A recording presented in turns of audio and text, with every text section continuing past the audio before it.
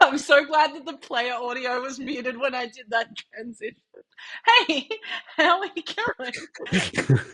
I'm sad that it was that muted then. Such a close call for bad things.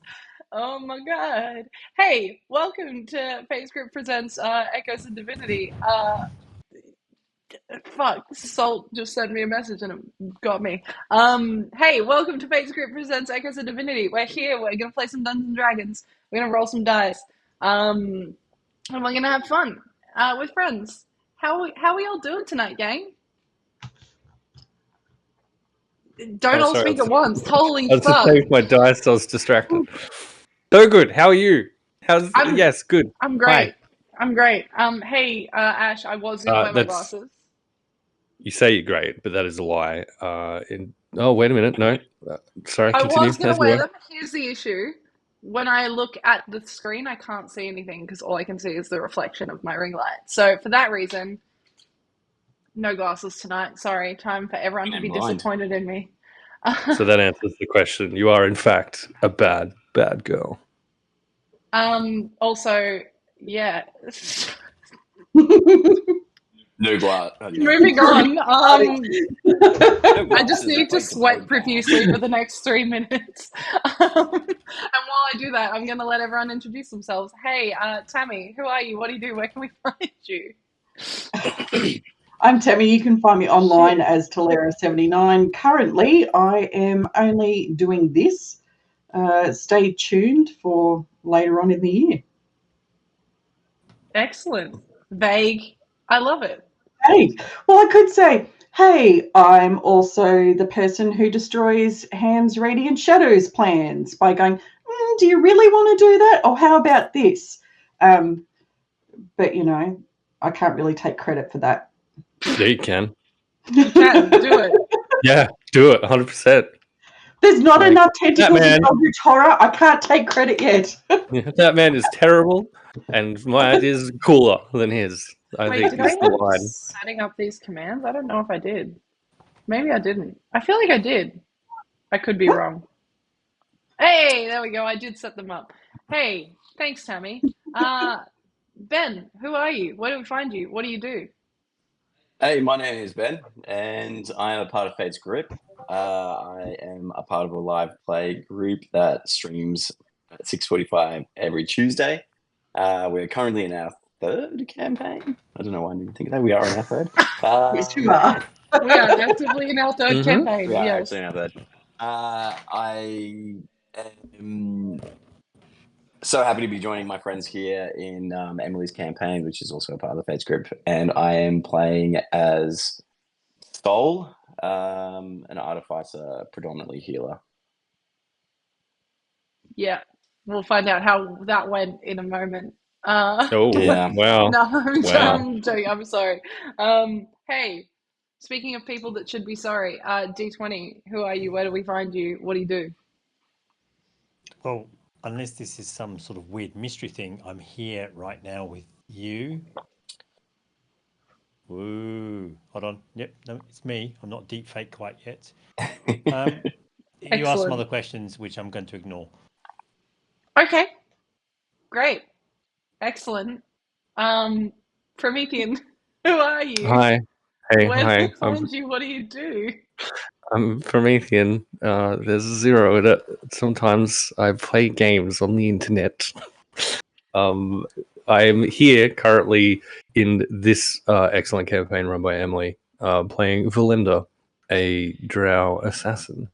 You'll also find me over on the Maples and Dragons channel, playing a character that's not that, and running my own little baby campaign on the Law Rights. And next weekend, check out Date Dungeon. And if you like, donate some money to help me absolutely fucking kick Emily's ass. Yeah, who are you playing in that? PvP combat. Who are you playing in that? Do you genuinely want to know? Yeah, I do. Klincrag's coming back, baby! Okay, so excellent. Klincrag was the character that I used kill you. for the first Jasper's game.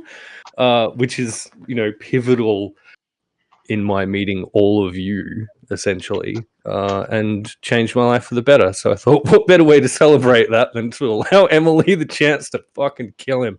What the fuck, Declan? Get out of the chat. We'll rig the match set up so you get to beat the shit out of Emily's character. No. Sick. Yeah, love that. Thank you. Not. Hey, Declan, can you sound off in the chat if I'm allowed to talk about the thing that we spoke about today, if that's cool. Anyway, hey, the least important person here, my name's Emily. I'm the occasional dungeon master here, player, producer, first master, and apparently search master based on the other night. Hanging out, doing things, living our best lives. A couple of places you'll find me over on the Lowrights with Promethean, playing truly an edgy little bitch. And yeah, you'll find me in some other places. You'll find me over on Winter's Tales at the moment playing Hexia Mabel Grace in the Castleton Phenomenon, which is taking over all of the brain rot that I have left. And as Promethean has spoiled, you will find us, both of us, as well as Let's Roll for Dragons, over on the Date Dungeon channel in a PvP combat. You'll also find me in a cheeky little one-shot where you can donate to PCRF and, do some cool shit in the meantime. I believe last year it was around, correct me, Declan, if I'm wrong, $3,400 was raised last year. This year, if Date Dungeon raises $4,000, I have promised to get a tattoo. That tattoo says the following thing. It is a quote of a conversation between Declan and myself, who is the dungeon master over on Date Dungeon. It will say, "I'm going to ruin you with your own blessing. Oh no." And that's all it will say. If we get to $5,000 over there, I'm going to get that, but I'm also going to get the Date Dungeon logo underneath it. Maybe I'll get Declan to sign his signature or something. It'll be great. So yeah. There's a part of me that was expecting you to say, if it gets to 5,000, that we'll be able to acquire your skin as merch. I don't know why. Speaking of merch, we sell merch. You can go check it out over on Fourth Wall. Pick up a Roll the Damage shirt or a Team Lava shirt. It's a good time to be alive. But hey, do we want to play some Dungeons and Dragons? Yes, please. FatesGrip does not endorse skinning of our dungeon masters and selling bits of our flesh off. You don't know that? To be clear, it does not endorse. No. Moving on. Excellent. I'm so glad. Excellent. So good. If they get to 10K, they'll get... No, that's not canonically correct, NBC. Can I just do a public service announcement? Yes. My D&D Beyond thinks that I am a robot, so I have my old character sheet. It might take me a couple of moments No, you're good. pull out what I need to know to roll dice. So we're gonna. It's all good. We're gonna recap. We're gonna hang out for a bit. But before we get into the recap, this is the first time I've had to say this, but hey, we're gonna have a little bit of a content warning for tonight's episode. We are going to be dealing with themes like grief, loss, and potentially we're going to talk about mentions of hallucinogenics that are very close to substance or drug use. So if that is something you are uncomfortable with, this may not be the episode for you, and I completely respect if you choose to leave the session. Please do not ever watch anything that is outside of your comfortable boundaries. And with that... content warning, I am going to jump into the recap and we will pick up where we left off. But does anyone remember what happened last session? Tammy? A little bit. Would you like to recap for us? So basically 2 key points for Scarlet was she figured out how to control her wings, kind of. And then the DM ruined her. That basically summarizes the episode from Scarlet's perspective. Excellent. Okay, let's recap. So last we left off, after you have all journeyed for, not too long, but through the border of Kaivala, meeting up with some of Scarlet's troop members, and finally passing through Maluhia in search of the Thornberry. Settling down in a tavern, and for some of you indulging in the Thornberry wine, Scarlet, Astryn, Jonan, and Marcus experienced visions or hallucinations alluding to mysterious figures and symbols. In Marcus's case, sometimes even seeing them after you thought the effect of the wine had worn off. Maybe, who knows? Journeying to the Sacred Wood Winery, the birthplace of the Thornberry, you met who, Promethean? Because you looked it up on our Twitter. I did. Astryn and Berkeley. Yeah, a married couple that own the Fucking nailed it. establishment. They greeted you fairly openly and welcomed you as you requested a tasting, posing as investors interested in stocking the Thornberry wine. They offered you a tour of the vineyard, even though you guys wanted to see behind the scenes. And as you ventured out, Verlender, going invisible in an attempt to tail the winery's owner, Astryn mentioned she was feeling unwell, collapsing, a dark liquid seeping from her mouth and blood from her nose. She looked at all of you in fear, and she said, "I'm not ready to go," before her final breath escaped her, her body now still. And where you are now, it's late in the afternoon. The air is still quite warm, but for what was direct sunlight for most of this day, has now become a cloudier, more overcast sky. So you do have shield from direct sunlight. There are shadows of all of the... Yep, the drow cheers. Coming up, Verlender. Shadows of the vines nearby cast themselves almost in spidery patterns across the ground, as most of you stand by Astryn, who is now completely unmoving. Your attempts to heal her soul at this point have been unsuccessful. How sure are you about that? Very. Thank you, though. Roll insight. No, don't. I'm just double checking. In this moment, for all of you except Verlender, what are you all doing? So when we left off, Scarlet was basically screaming, and she's still screaming.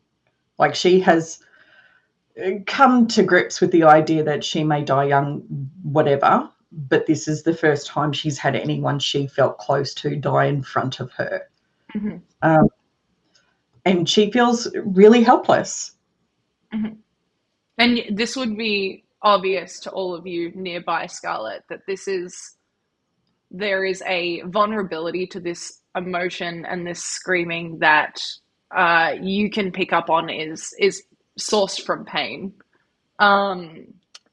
And you would see that Jonan is just standing over the body of his twin sister, and is unmoving at this point. He is pale and unmoving. Sol and Marcus, what are you two doing? Marcus, if you want to jump in front of me, I've got something I'm gonna think about. Marcus was last if you're okay. over Astryn's unmoving form at this time. From memory, Jonan was kind of ahead, and Scarlet is somewhere in the background, grieving at this stage. Marcus's face has gone a little bit tight from an unknown emotion. You can see him, however, almost kind of juggling what appears to be like a toy drum, almost if he's kind of like absently concentrating on something else, as he kind of rolls something through his fingers. Looking at Jonan in this kind of like strange paralyzed kind of thing, Marcus is moving towards Jonan, but I'll let Sol comment before we see what Marcus does next. Mm-hmm. You would also notice moving towards him that he is almost in, like, you can recognize this immediately. It is a state of absolute shock. all of you would have heard that those last words that Astryn had said were directed directly to her brother. Sol, what are you doing? I'm going to take a gambit. I think I tried to cure wounds You did, yes. previous session. Yeah. I'm going to. So I'd imagine I'd be over the top of her body. Mm-hmm. What is she convulsing or anything? Like is She is out? still. Last you saw, there was a moment where her body was trembling before she passed. And there was this viscous, like thick black liquid that came out of her mouth before blood poured from her nose. I'm going to check her heart and check her pulse. Is she even with us anymore? Can you make a medicine check at advantage for me, please? Hello, DIY Ooh. Witch. Thanks for Posture stopping by. check. Go to sleep. Go to sleep. Or don't. Hang in. Don't go to sleep. Watch. Sleepwatch us. I got a 17 with 5, so 22. Yeah, so you lean down and you check her pulse. You've done this before. You are someone that takes an interest in healing magics or not healing magics necessarily, but healing in general. And in your family and the line of work that they have done previously, it's something that your parents have done. So you're very familiar with what a lack of pulse feels like, and there is nothing there. In fact, when you touch her skin, and being that she's only just passed, you find this curious. It's colder than you would expect.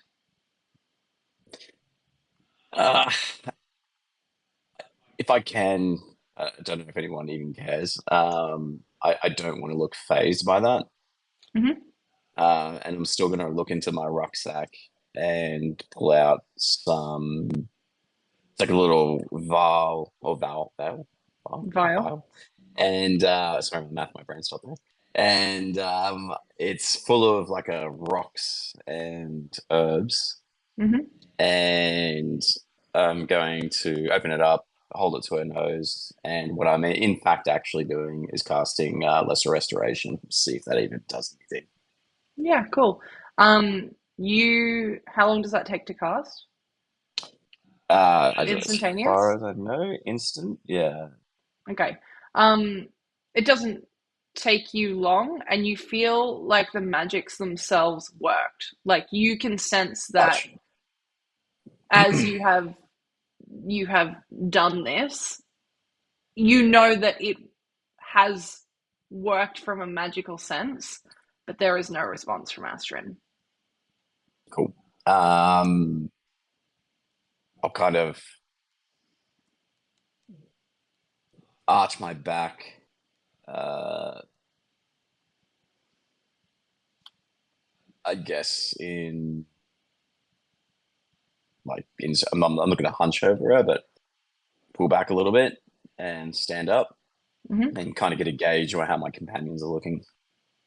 Yeah, and you would see them as they described. You would see Scarlet is visibly upset. You would see that Jonan is standing there like a stunned mullet, like is not moving. And you would see Marcus kind of looking between and all of you and moving towards Jonan. You would all also see that at this point there are bystanders that were enjoying the winery that are now looking on and are visibly shaken by this. You get the sense that this is not necessarily a regular occurrence that would happen. Depending if anyone wants to do anything, I'll move to Jonan if they want to do anything. I think Marcus was also moving towards Jonan. So, Marcus, what were you trying to do? So Marcus immediately steps in between Astryn and Jonan to break the line of sight in the first Mhm. case. And is Jonan standing, kneeling, collapsed in a heap? He's what's his... standing. Okay. You like in the moment where she was going through her last moments, he had bobbed down beside her, but has since stood and is now looking down at her. Okay. So Marcus is very, very purposely going to step into eye line and direct eye contact. Mm-hmm. Put his hand, because he's still in armor, right? Mm-hmm. Yeah. So put his hand on his chest, like that, Mm-hmm. and gently push him backwards. Marcus has got no physicality in any way, shape, or form, but it's just a constant, gentle pressure to walk him back a step or two. Does he move? He puts up no fight. Yeah. And you notice that in this moment, he's not attempting to look past you either. He is paying attention to you as you do this. Okay. So there's one hand on his chest. Soul, I can sense Soul coming up behind me, but I literally slowly rotate him round towards the sunlight, so he has to blink. Mm-hmm. And so basically, if so, the shadow basically that Marcus's head is shadow, so he can see my eyes very clearly, Mm-hmm. and very, very quietly, but very intently. You need to help your sister, and now is not the time to grieve. Take the time. Once we've dealt with what's happening here, she still needs your help, as do the others around you. Now is not the time. Do you understand what I'm saying? It takes a moment as you are speaking to him. He begins to like nod as you speak, and he looks at you and he says, no, like this won't be all for nothing. Go. Go. We will look after your sister. Go look after Scarlet. We will make sure she's looked after. Now is not the time to do anything else than help others. Help Scarlet. And because I can hear in the background, right? We can still hear the howling of yes, Scarlet, what are you doing at this point? She'd be going closer to sobs because she's, realised there's pretty much nothing that can be done. But it would just be like that full broken primal sobbing. And she's ugly crying. There's like an understanding that you gauge, even, no insight check necessary, Marcus. Like you can see that Jonan understands what you're saying. And he turns away from you and does head towards you, Scarlet. He doesn't say anything. And he doesn't attempt to reach out and like hold you or anything, but he will place just a hand on your shoulder if you allow. Yeah, she'll allow that. And he says nothing. He just stands there, and you just feel his presence there. Is there anything else that you would like to do, Scarlet, in this moment? At some point, she will probably say to him in a very, like, it's not that she's trying to hide it from the group, but of course, to be able to sort of say it without the voice breaking, she'll just sort of say to him very low and strong, I will fucking ruin them. I will ruin everyone that has a hand in this. And he nods and says, I will help.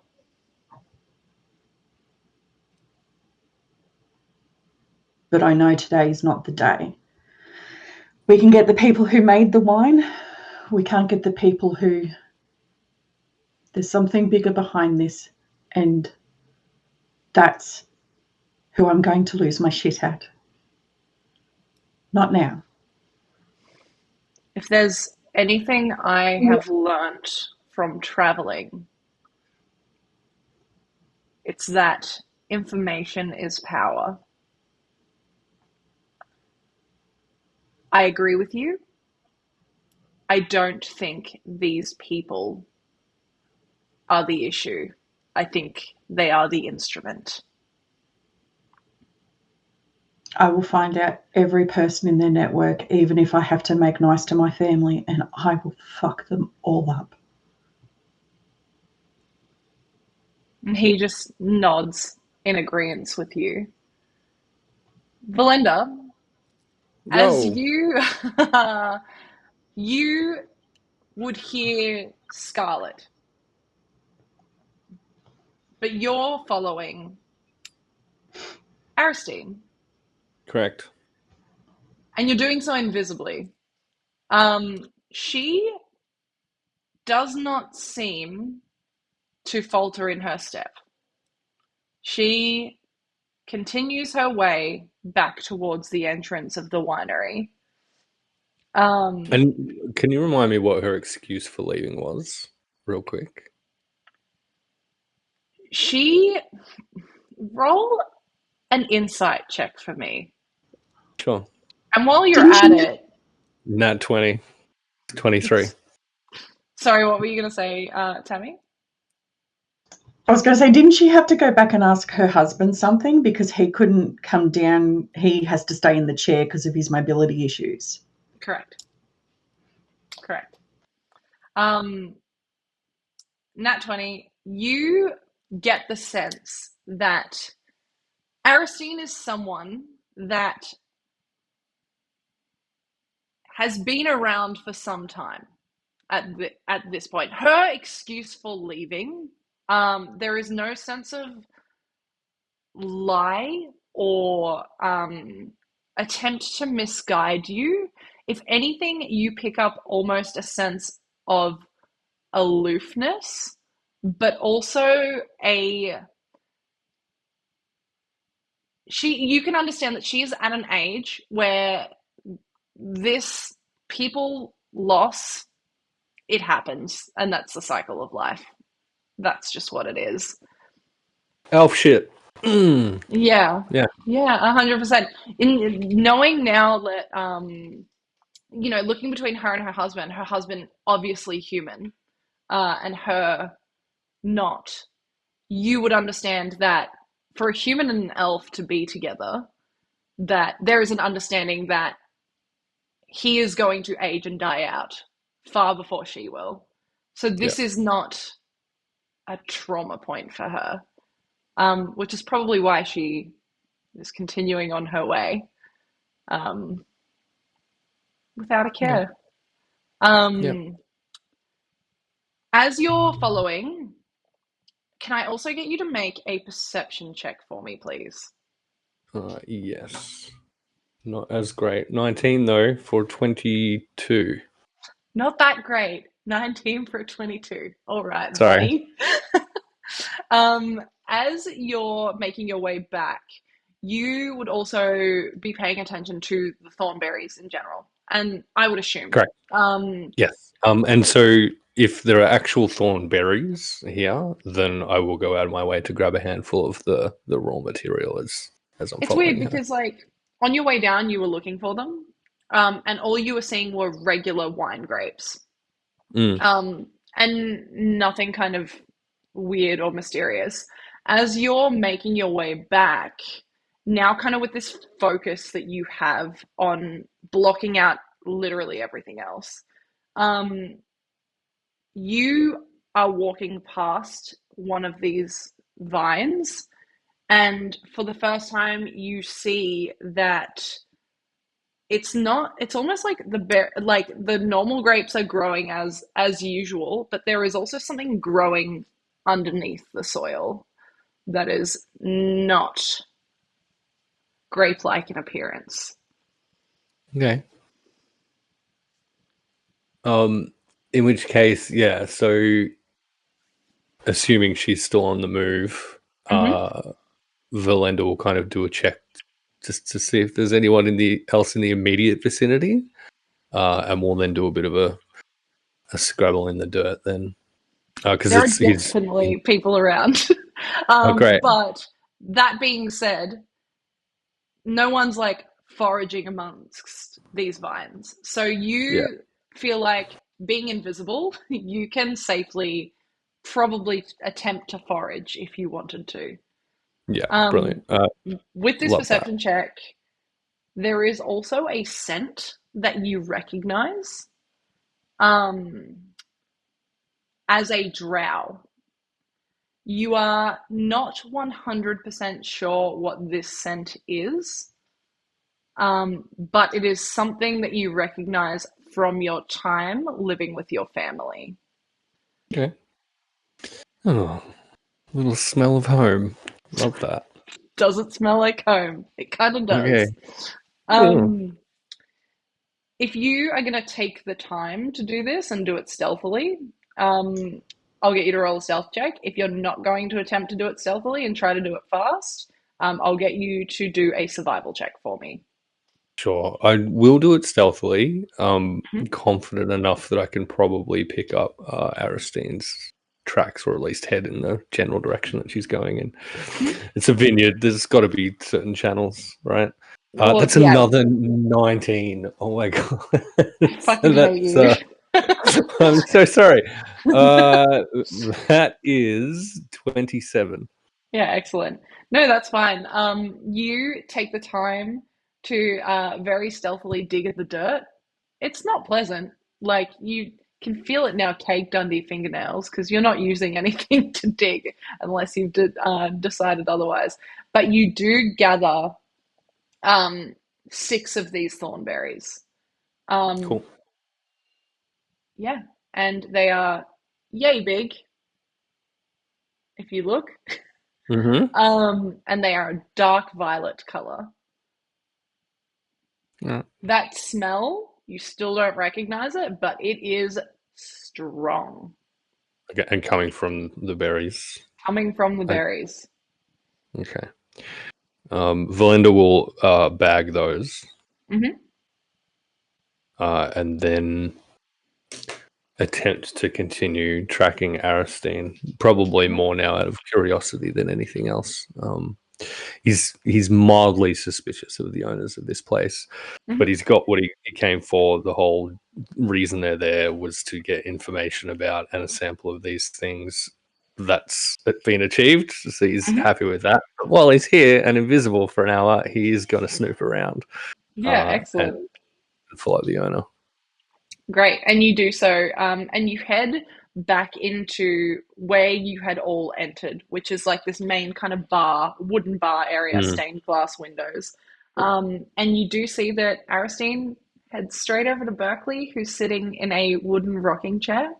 And she kneels down in front of him, and you hear her say, if you are listening in, Absolutely. you would hear her say, "This doesn't happen often, but when it does, it is a tragedy. We should help these people."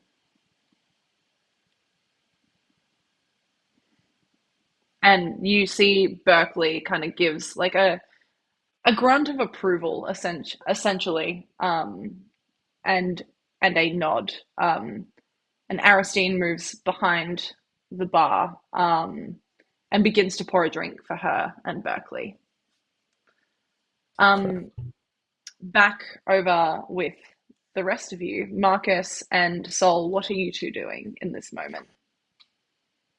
Marcus turns to Sol and, in a slightly clearer and louder voice, slightly overly loud, almost to carry to others, says, Sol, if you'd be so kind to get a cart to transfer our fallen colleague away, then steps slightly closer in and So we need to give Verlender a little bit more time to look around this place. And if you're also in a barn, perhaps you could acquire some things. Let's use this tragedy to be of meaning. And then he steps back. You're muted, Ben.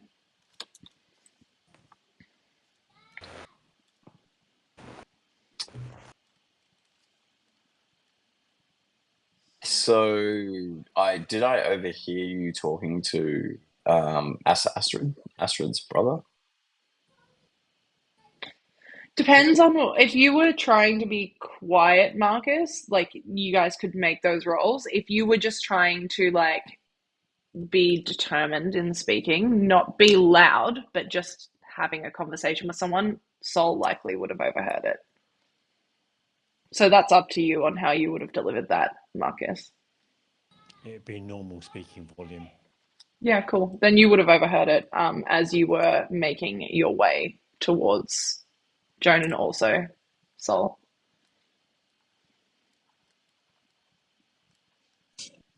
How does her brother look? Fucking Devo. Like, genuinely devastated, but you can also see that he is holding himself together and at this point is comforting Scarlet. Yeah, so he's not like knee-jerkily going to his sister and okay. No, you and Marcus are both the closest people to Astryn's body at this point in time.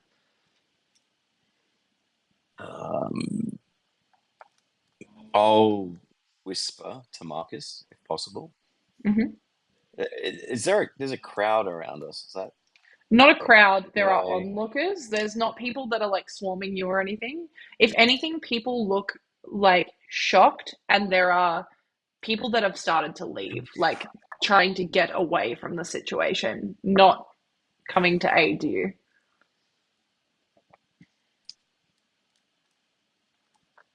All right, then I'll whisper to Marcus. I feel like right now, if there was a prayers to be said, then they should be done now. But if you want me to exacerbate the situation to cause this group of people to move, I can do this, but it's unrespectful. The idea here, old chap, is simple. It's to make this death of meaning. And to do that, we need to explore what happens. Verlender and yourself are most capable at the moment to uncover what's actually going on here. If you can make your way to one of those outbuildings that may or may not have a cart and do a quick exploration in the attempt to get something, that would be great. I will look after the situation here. I think there may be two ways about going about this. I call it for what it is, and I ask for the liberties of whatever medical supplies they have here to potentially save this person, or we announce what it is for and get everybody to leave. So I believe we both know the only medical attention here would be a cleric. At this stage, this seems to be well and truly past there. And if you look at the two behind us, this is not a time to further exacerbate it. If we can make some. Should I get the white blanket? I will sort that out. And Marcus kind of clicks his finger and casts minor illusion over Astryn's still form, and just like a white sheet just hovers across it, so it doesn't cover it. It literally just obscures her form from view. Yeah, cool. This is easy to resolve. You and Verlender are the only ones that will have this time to use wisely to get it. I will continue to play the whatever's needed here. You're the man of science. Go look. All right.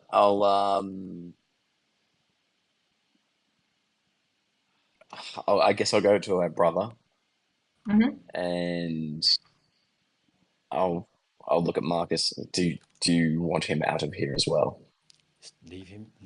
Literally leave him, and leave the two. Just go and do some investigation. We'll come back shortly with a cart to carry the body. I will leave then for the unceremonious cart for the body's journey. Yeah. And Are you attempting to try and look find- for Verlender as well, or are you just going to go? Yeah, I'm looking for Verlender. Too bad, fool. He invisible. Yeah. Look all you want. That being said, you're a man of magic, Ben. So you can do it, but you're going to do it at disadvantage. So you can absolutely attempt to find Verlender based not necessarily off the appearance of where he may be, but maybe based off the tracks in dirt or grass, etc. Did I not have an idea of where he was going from last episode? He had Well, said, I mean, no, I believe don't you had know. said, Promethean, that you were going to follow her. Am I Yeah. correct? So you would know that he is intending to go and follow Astryn. But All right, guidance on myself. okay, great. You can make a. I'm assuming I'm going to need to make some kind of. You're gonna make a perception check. He's invisible, so it would be disadvantage. But he told you where he was going, so I'll make it a straight roll. Make it survival. Hunt me. No. Hunt me down. Perception. You sure Look. I can't use survival? Check the track. That's what I would do. Okay, yeah. If you want to use survival, go for it. Okay, good, because that's a +5, not a +2. Oh, okay, great. Excellent. That makes more sense. I thought I was being helpful. I guess I wasn't. Or... You can do a straight roll. Sure, okay. Because I'm feeling generous today, and I like to fuck over Promethean, so... that was a 10 with a 5, so 15. Not too unhappy with that. Don't know what that looks like, though. You don't see him. But can I feel him in my fingers and inside my toes? Hopefully not. You beat me to the toes part. The lender's all around me, Mm. and the feeling grows. Yeah, it does. Anyway, as you... Do I get advantage for that? No, because you're not a bard, so you An don't. immediate level up. Yeah, no. Shit. As you make your way back towards the main building, or in that direction, because that is where you saw Astryn last heading towards. You don't see Verlender anywhere, because he's invisible. Just for the chat, can I throw a curveball at that? Because I washed his clothes, do I know what his sense of? Wow. You do, but with a 15, you don't pick up on it. All right. I'm done. Do excellent. You do, however, see Astryn and Berkeley back in the main building. You just don't see Verlender. Yeah, that's it. Scarlet, what are you doing in this moment? She'll be collecting herself. You know, with the sort of appearance of the white sheet and that sort of thing. The time has come where she's got to try and reclaim her presentation so that she's not like a crying mess to everyone. And just sort of focus on getting through this part until she gets to start writing one of those wonderful flowcharts of a network that she will have a long-term goal of taking out. Okay, excellent. Yeah.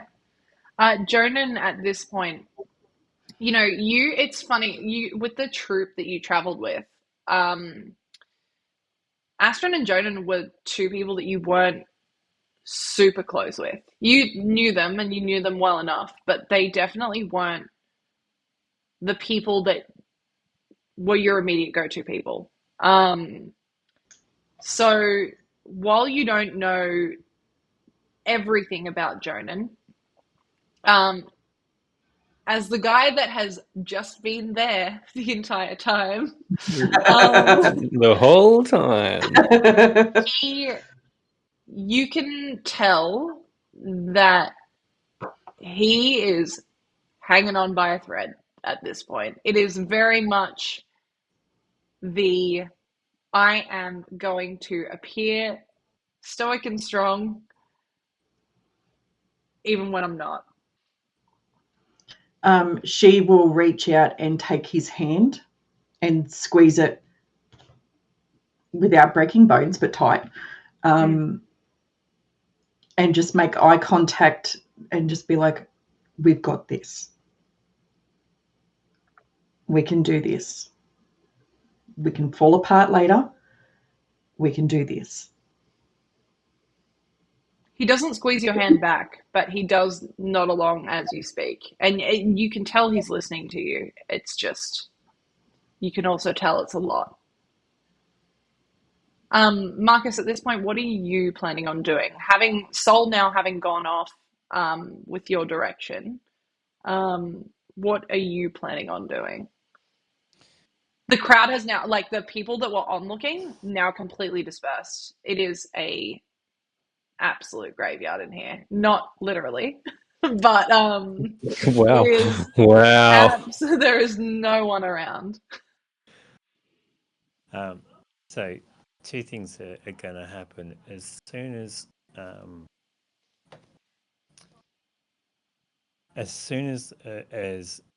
I'm hoping what Scarlet and Jonan start walking away, Marcus is going to be standing over the form of Astryn. What's going to happen is two things. So once they get within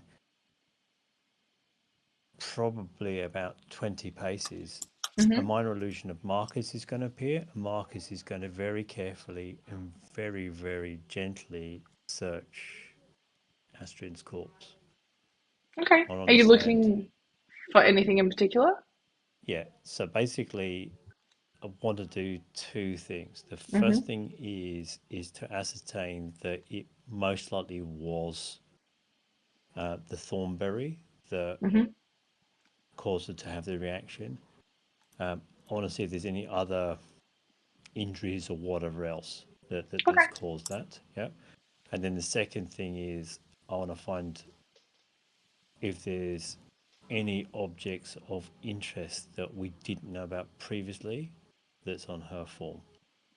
Okay, yeah, cool. Can you you're going to make 2 checks for me. One of them is going to be a medicine check, and the other is going to be an investigation check. Because she is dead, seemingly, you can do it at advantage because she's laying there. You also have a minor illusion up. Yeah, but the advantage of medicine, or just on the on the investigation. Sorry, I should be more specific. No, that's okay. I was like, she's dead, Jim. Excellent.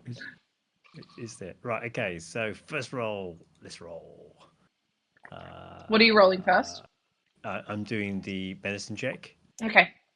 And I get an astronomical 7. So, from that, I think she might be still alive. She's getting better. Is that a pulse? From that, I obviously give him guidance.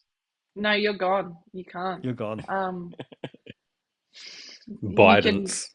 Spiritually give him guidance. But basically, what you pick up from that 7 is that she's definitely dead. And I guess the only other thing that you might not have noticed until you've gotten this close is that this dark liquid that has now like dried around her mouth does have a slight violet tint to it, similar to the color of the Thornberry. take a handkerchief and then wipe that off her face and keep it in the handkerchief and try and fold it into a pocket safely away. Cool. And then, was it perception or investigation? Sorry. Investigation. That one you can do with advantage. Investigation. Technically, I could give myself guidance, but I enjoy living the difficult life of not doing that sort of thing. That would be a total of 18 DM. 18. You find two things on her person that you were not expecting. The first is a hand-drawn recreation of a symbol that I have provided you already. Sure. It will be the first one I sent you. Okay. There is a small hand-drawn version of this folded up in parchment. The second thing you find is a journal. And having a brief flick through it, unless you want to take the time to go through it, it seems very, dear diary, here's how I'm feeling.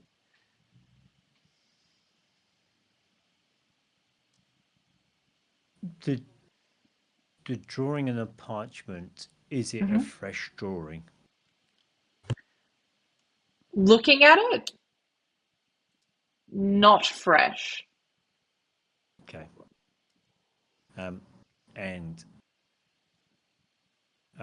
what I mean by that is not in the last 72 hours. Yeah, sure. No, that's okay, because I was going to look for writing implements to see if she's done it. Okay. Okay. So that stops Marcus in it, kind of like there's a moment he folds that and then immediately puts that with the sketch he's made in the same pouch, so that there's a collection.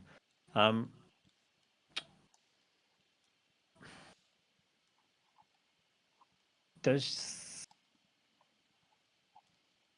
Did Astryn have money on her? She did. You gonna take her money? So, no. I'm going to move the money from a more obvious position to somewhere that's harder to steal, just in case we're going to get this body back. So, for sure. Because she was wearing leather armor beforehand. Correct. So rather than on a belt, I'll put it round kind of around the abdomen area, so kind of stuff it under the leather armor there, so it's not kind of easily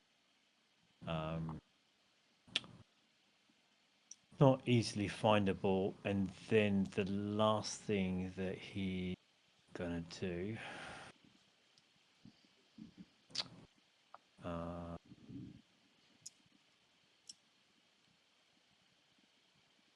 can see the two of you shit-eating grin looking at each other. What just are you ignore them, doing? DM. They're not doing anything at all. They're being perfectly normal.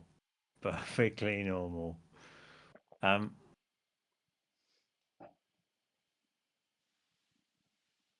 Is there...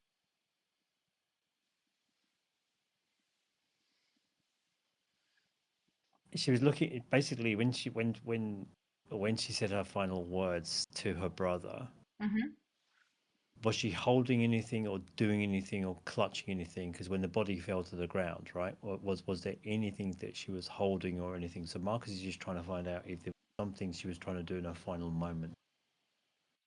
No. You get the sense that she had, and you had all kind of noticed that she was acting strange throughout the day. Yep. Like that she was unwell. And so more than anything, what you would have picked up on is it was very self-preservation. I'm trying to steady myself, not like I'm trying to convey a message. I'm trying to get something out. Particularly being that her last words were that she wasn't ready. It was very much absolute fear from this person. Okay. Does she have any symbols of religion on her body? With your investigation check, No. Okay. She has various, like, she has a necklace that she is wearing, but it looks more like a trinket or an heirloom of sorts. It doesn't have any religious iconography on it at all. Okay.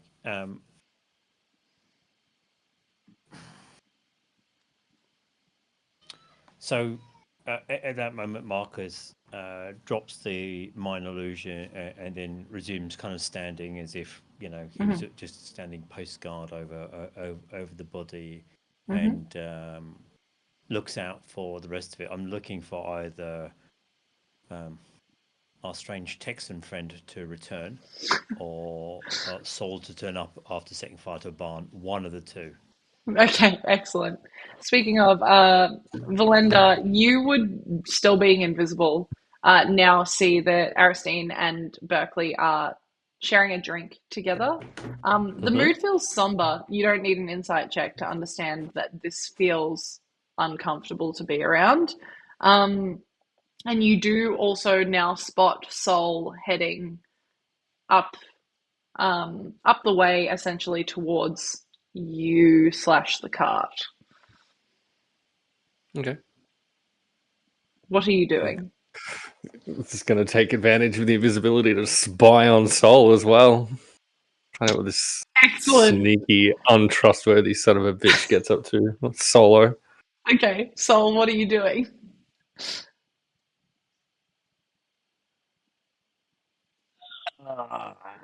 I mean, I've just seen these guys, and I'm looking for Verlender. Ariston and not Barclay, Berkeley. Berkeley. Sorry, remind me. Do I know them or? You've met them. You didn't interact with them too much, but you were there while the party were interacting with them. And they seem to be now sharing a drink. Berkeley is sitting in a wooden rocking chair. Ariston is kind of standing by his side, kind of hand on the chair. They are not exchanging words.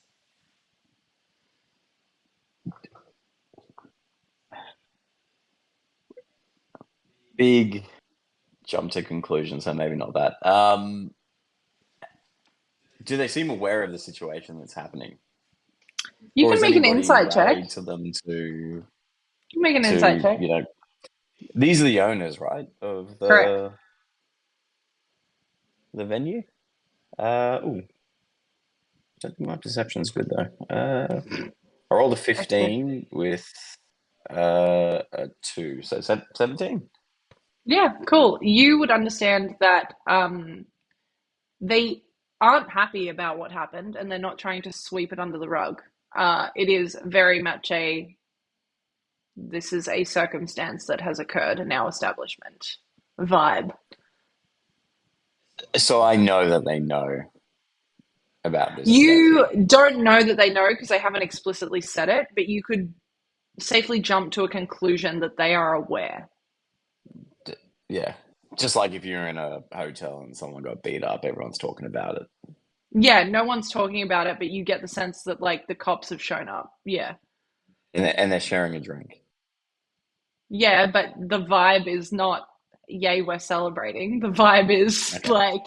hey, commiseration drink. this sucks. This sucks. Okay. Yeah. Okay, then in which case I'll approach They're him not and be going, like, cheers, yay. Like, we got her, guys. I'll approach and I guess I'll be like, Verlender, you see this all because you are just standing right here. I'll take a slight bow in respect that this is their venue and they own it. And I'll take my hat off, hold it on my chest. I'm aware that the circumstances that have just happened. Berkeley stays silent, but Ariston looks at you and says, I am sorry about your friend. I and I'll skip a beat in conversation without knowing what to say. Right now, I think it's important that we take her off your premise. Have you got a cart or something? You would know, Sol, that you all brought your own cart here. I know that, but Do you want their cart? Okay, excellent. No, we had a carriage, not a cart. Yeah, sorry, carriage, not cart. Sure. Yep. They all start with C. As the first medical responder here, it is the duty that I look after the body until someone else has arrived. Have you alarmed anybody that this has happened? We usually do not. Death is tragic, but it is. Oh, I'll take a step. What do you mean usually? No, if you would let me finish my sentence. I'm sorry, I'm a bit high-strung. Death is not. Death can be considered in multiple ways. It does not always have to be tragic, and that's not to say that this is not. This is tragic. But it is not something that we tend to alarm authorities to, because it is a cycle of life. It is part of the process. We all turn to dirt someday. That is a good, I guess, example of what life has to offer us from birth to death. But I must admit, there's something odd that someone has passed on your premise who is strikingly healthy. I'm not here to lay blame on anybody. Well, you I'm just could wondering if you not, have the because we have facilities. not done anything to your friend to You're lay blame awfully quick towards. to jump to conclusions here. I just asked if you have some way for me to transport our friend out of here. We have the means to help you, should you need them. But speaking of jumping to quick conclusions, you have jumped to one that we don't care. It's not what I'm saying. What I'm saying is the process of death is not something of alarm in Malukia. It is part of the cycle. We don't call authorities or alarm anyone when someone passes. We mourn and we move on. It's the cycle. Can I roll like a history check then to understand whether or not, what's the right of, if people are just dropping on the street, there's like, oh, whatever, or are they? It's just the cycle of life, Yeah, dude. it's just like laugh, bro. Yeah, you can. Yeah. You can Look at those absolutely roll rats. history for sure. And Cowabunga. while in the time that's taking, I think Verlender Yeah, what are you will- doing? You're hearing this entire thing.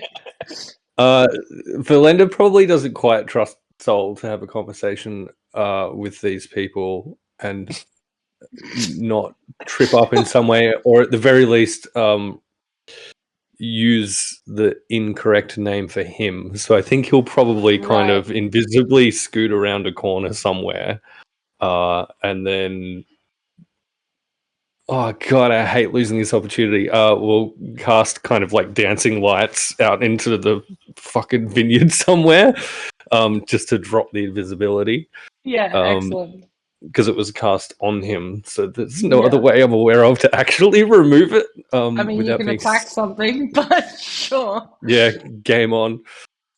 He will Just attacks remain. the ground. Yeah, he will remain hidden for the time being, though, just kind of listening around this corner.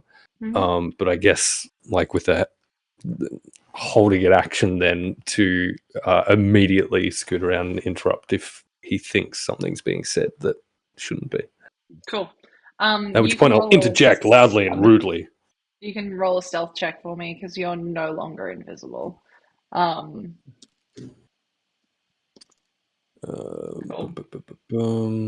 Does punching yourself count? Yes, you can. You can punch yourself if you like. Excellent. 16 for 24. Yeah, cool. You don't feel like anyone is paying too close of an attention to you currently. Sol, what did you roll for history, please? Do I give Verlender advantage because I'm being a total dork? Nope. Okay. I rolled 8. Sorry, what skill was it again? History, please. Yes, that's right.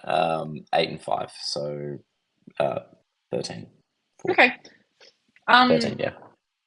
You haven't spent too much time in Molokhia.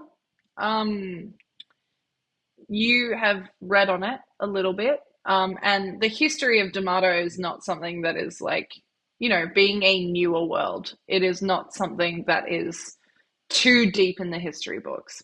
You would understand two things, that the symbol of Molokhia and the demigod that rules over it, Thalassa, is an anchor that's overgrown with flowers and vines, which gives you a sense of the landscape that you're in, which is sea and nature, essentially. The other thing that you would understand is something that people have spoken about to you directly, but also that is almost a mantra of people that live within Molokhia, and that is that you should only ever take what you're willing to give.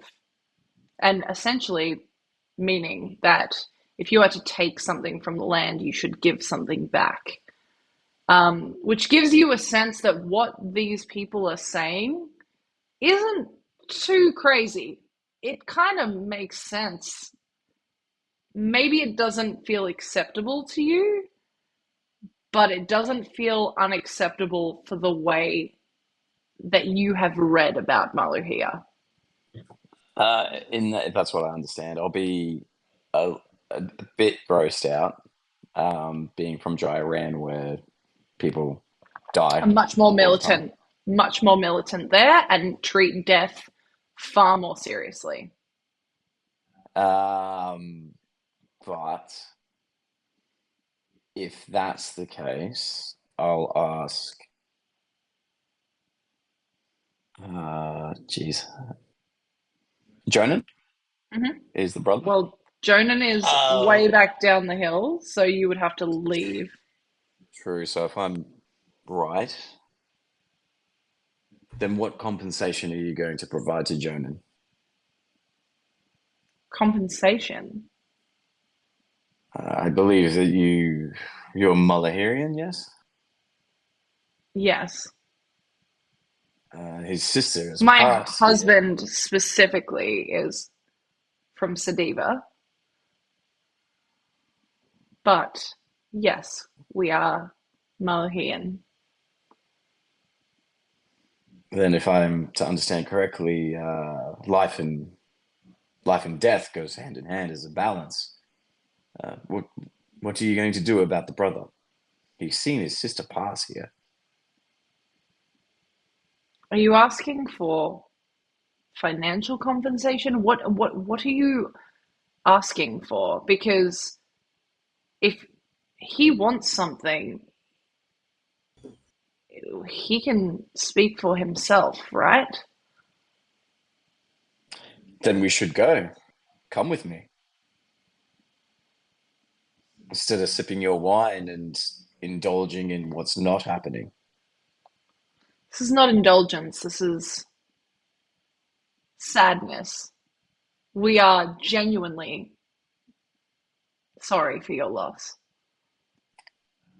Easy for you to say that in front of myself, but perhaps you should do that to the brother. It's not my place, nor is it Berkeley's, to interrupt how someone wishes to mourn.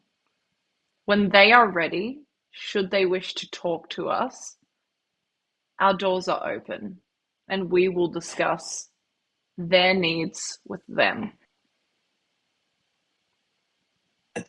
I'm going to look around quite bizarrely. Is this custom here in Malaya? If someone passes in the hospitality of your house, you sit by idly and drink your wine? It is tragic. What do you wish us to do? Is I it cannot tradition, though? revive this human. No, you can't, but you could take 5, 15 steps and give your sympathies. Or are you just going to leave it to your employers? No, Seems I very will leave my un-Malaysian. sympathies. I will leave my sympathies when they are ready to finish supporting each other. If you wish for me to go over and interrupt that process, Have you no guards here to investigate at least? How do you know this isn't by the hand of your brewers? because we brew the wine ourselves. And at that point, Yeah. around the corner comes a disguised Verlender in the Yeah, it's the visage of country version of Verlender. Yeehaw. Farius of Ramia. Yee, and I cannot stress this enough. Ha. Ye absolutely motherfucking ha. Is it fairies? Yes, Farius. And he will You totally interject. right, by the way, Pro. I don't remember the name. Yeah, good. I'm glad you did that. Yeah, excellent. And he will interject in the conversation. Astryn, I've got a few little concerns at this point about distributing this product if these kind of side effects are even remotely usual. This is the first time that you or your companion have asked about the consumption of the Thornberry. Tell me, if you have all tasted it, did she consume it? And if so, how, where, and how much? Well, I have to be truthful. I haven't actually sampled the product myself at this point. But I do believe the young lady may have had the opportunity to at a place called the Blue Canary. Do you know how much she consumed? Not a clue. The thing with the wine is it is a sipping wine. It is a take this much. And she, at this point, is holding up her glass. There is roughly a standard shot size of wine in her glass. You, Verlender, and also you, Sol, you both stood by while your companions drank this wine. They're upstairs. There's a whole other room. No, not them. No. Yeah, Marcus. And Jonan.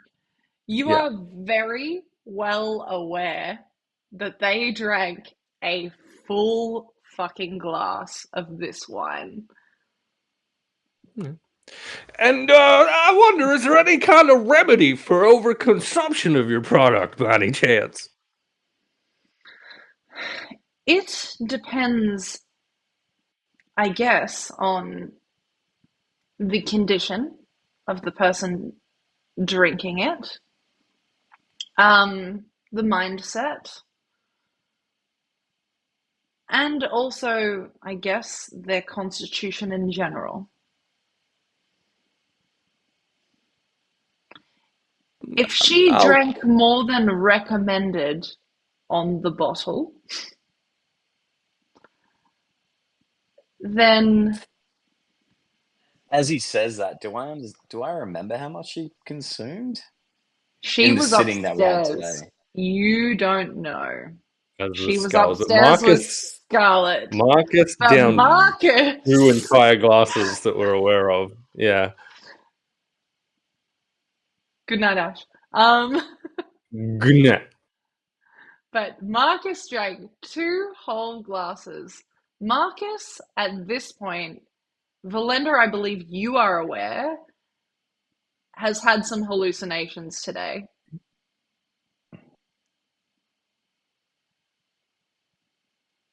But he seems okay.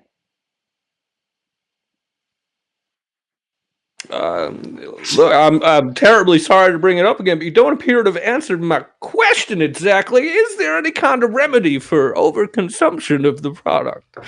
If, for example, my investors were to query me on this particular point. If she has consumed more than the recommended dosage, then no. Can I, sorry to interrupt, is there bottles of this stuff laying around? No. There are bottles behind the bar, but none that you recognize as this specific wine, which you have all consumed, and I believe you still have a bottle of in Marcus's, sack. For lack of a better word, sack. While this conversation is going on, I feel like surely they have this wine on display somewhere. Can I find this? You can absolutely investigate.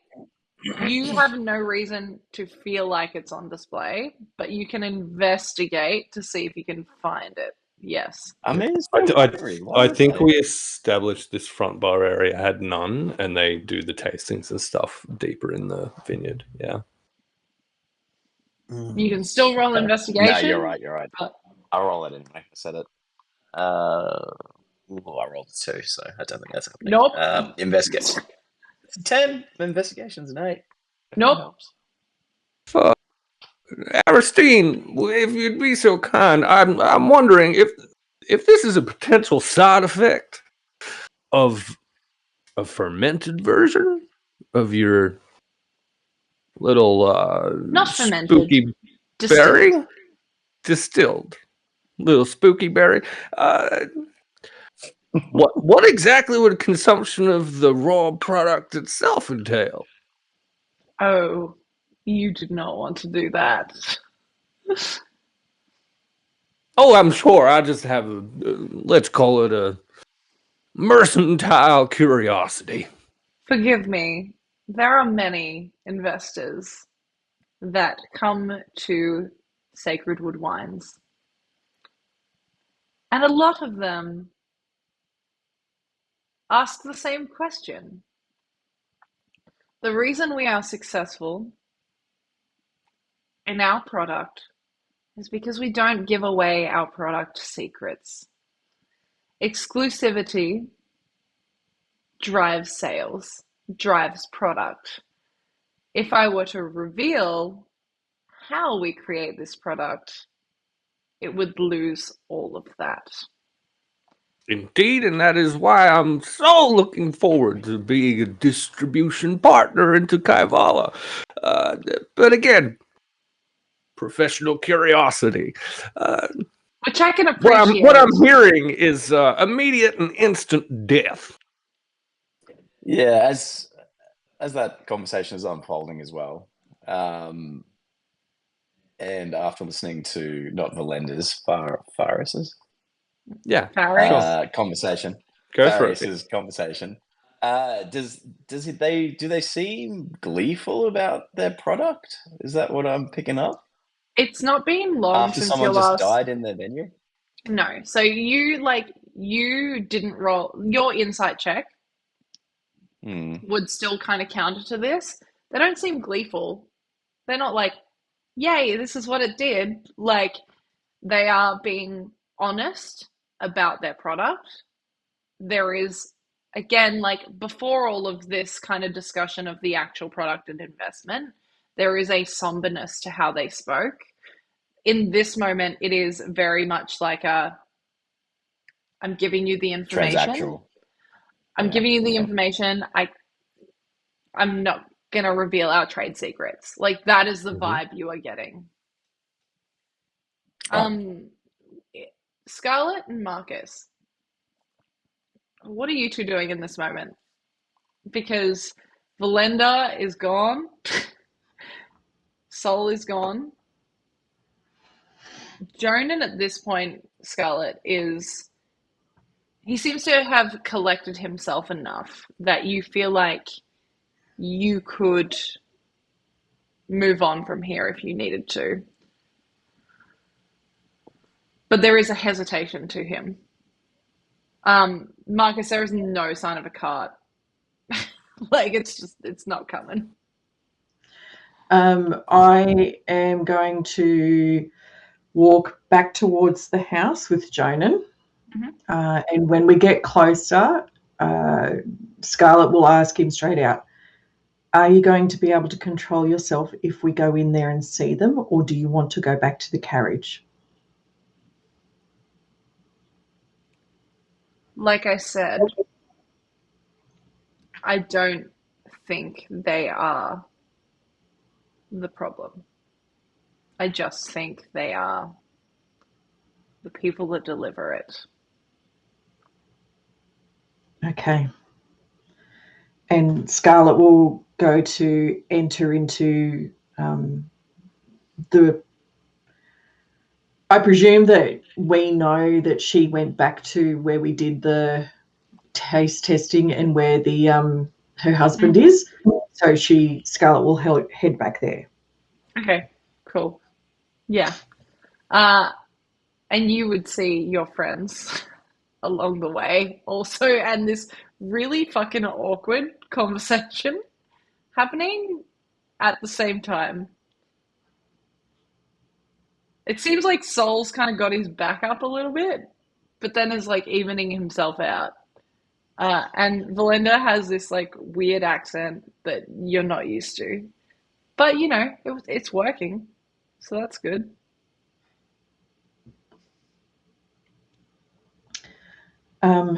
Excuse me, but I will have to think further on this venture. I'm sorry.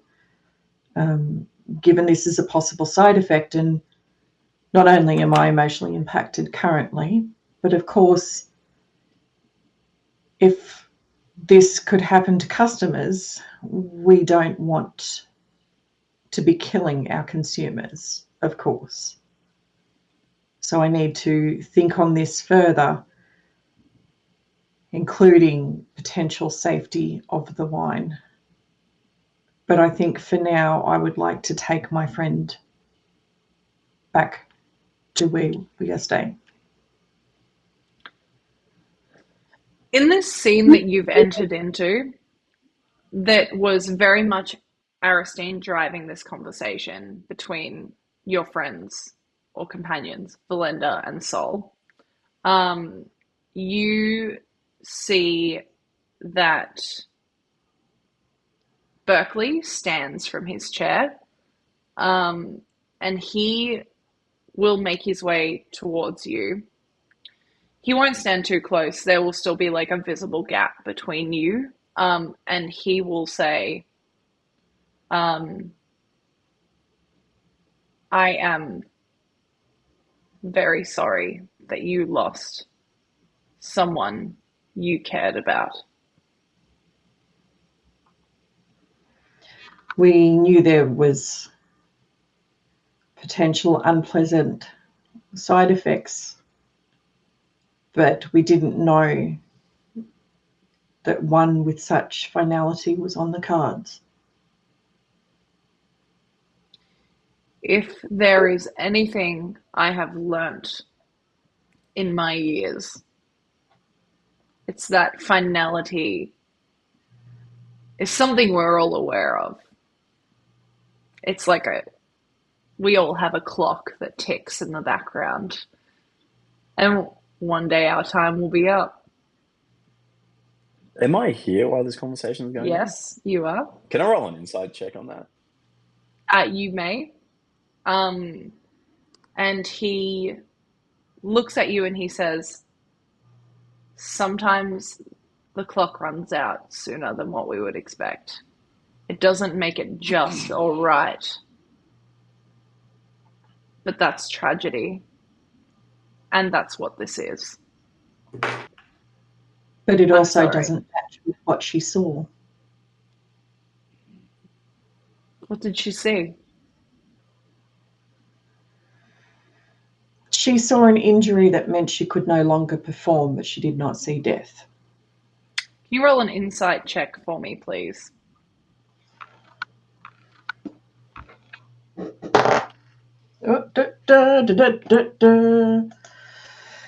That would only be a 9, probably because she's upset. With Let's a put it natural 2 from Jonan, you We're watch both upset, okay? as in this moment that you say this, he visibly looks uncomfortable and does take a step away from you. You Jonan. get the sense, you get the sense that there may be something that he has not shared with you that Astryn may have shared with him. Well, we've And all clocked that. you want to roll an insight check? Yeah. Go for it. 15. Yeah, if you roll over a 2, you're good. Because he has a I've got plus 20 0 last to one. his insight. Where's my boy Marcus? Marcus ain't here yet. Are you Marcus rolling is insight, Salt? Is Marcus just alone with the corpse, just bringing that Yeah, down Marcus to is the exit? Sick.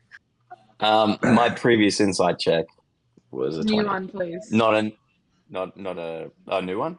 Yeah. So the previous insight check was to see if he actually felt bad about it. No, This because is it's on a not different Berkeley. This is a This different isn't person. Berkeley. This is Jonan. This is Jonan. He's been there the whole time. Yeah. He's here. Okay, the new one's not so good. It's a. It's okay. 4 If you and a roll 5, over 9. a 2, you're good. Oh, okay. All right. Yeah. You all clock this. Yeah. There is something All right. that Jonan is uncomfortable about and has not shared with any of you. Yeah, Verlender is not going to press on that in the context of this situation while he's, incognito. But noted. Yeah. And with that, let's take a 10-minute break, I reckon. Let's. Yeah. Let's all go pee. Let's refill our beverages. Let's have a good time. Don't tell me what to do. I will, because I am the dungeon master tonight. So I will tell you what to do, Promethean. Get Yeah, okay, that's fair. That is entirely Don't sit fair. in the naughty corner. And I You're will a bad do it. man. Get out of here. Hey, thanks for hanging out. We're gonna come back. Wow, Promethean's gone. It's It's okay. He's leaving the chair. It's fine as long as the chair's there. It's okay. The chair's there. Quick, someone screenshot it. Hey, we're gonna be back in about 10 minutes time. Who knows, if we're going long enough and Flashback Friday ends up happening, we might end up raiding into that. So, let's do the thing, and we'll see you in like 10 minutes or so. Everyone wave politely, like the good people I know you mostly are.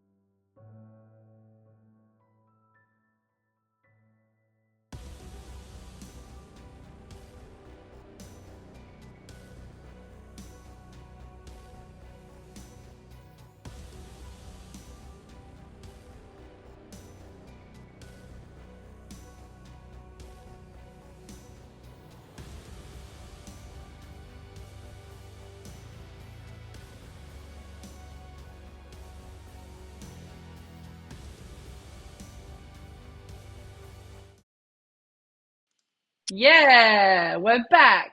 How we doing, everybody? Hey, thanks for the like. Apparently, we're finger Thanks for the gunning. like. Okay, none of you are Tier Armadeum, so you can't get away with it, but thank you. It was Tier, wasn't it? Wow, was Tier. excellent. Hey, I need to calm you all down, so I'm just going to take a moment to cast Necrotic Shroud. Fucking hell. I'm joking. Hey, how are we all feeling? Welcome back. We're going to play some D&D, I guess, if that's what this really is. Excellent. Hey, Promethean, because no, I'm not going to use that quote. Because I've decided that you're the person. Could you recap what's happened so far? I would if I wasn't I was going to so do a throwback convinced. to the prey predator thing, and I decided not to. Good for you. I admire your self-restraint. Look, I would love to do a recap if it didn't seem so evident that Ben was just really wanting to do it. No, I think Ben is good. I think you... Oh, well, look, let me have a go. I'm the one that's God. least obvious. So, from the beginning of the game, unfortunately, one of our player characters, one of our NPCs has left us. She had a really good night on the town, had too much to drink, and unfortunately, she will no longer be joining us. Too much to drink. Excellent. It's not inaccurate. She's now in Valhalla. Her brother is upset about that.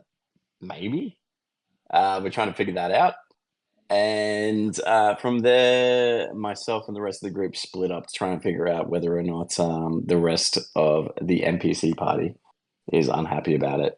And my Southern Texas friend has joined the group to find out whether or not the distribution of a wine that may have upset her tummy, which led her into her early life, is actually a thing that is not suitable for the population.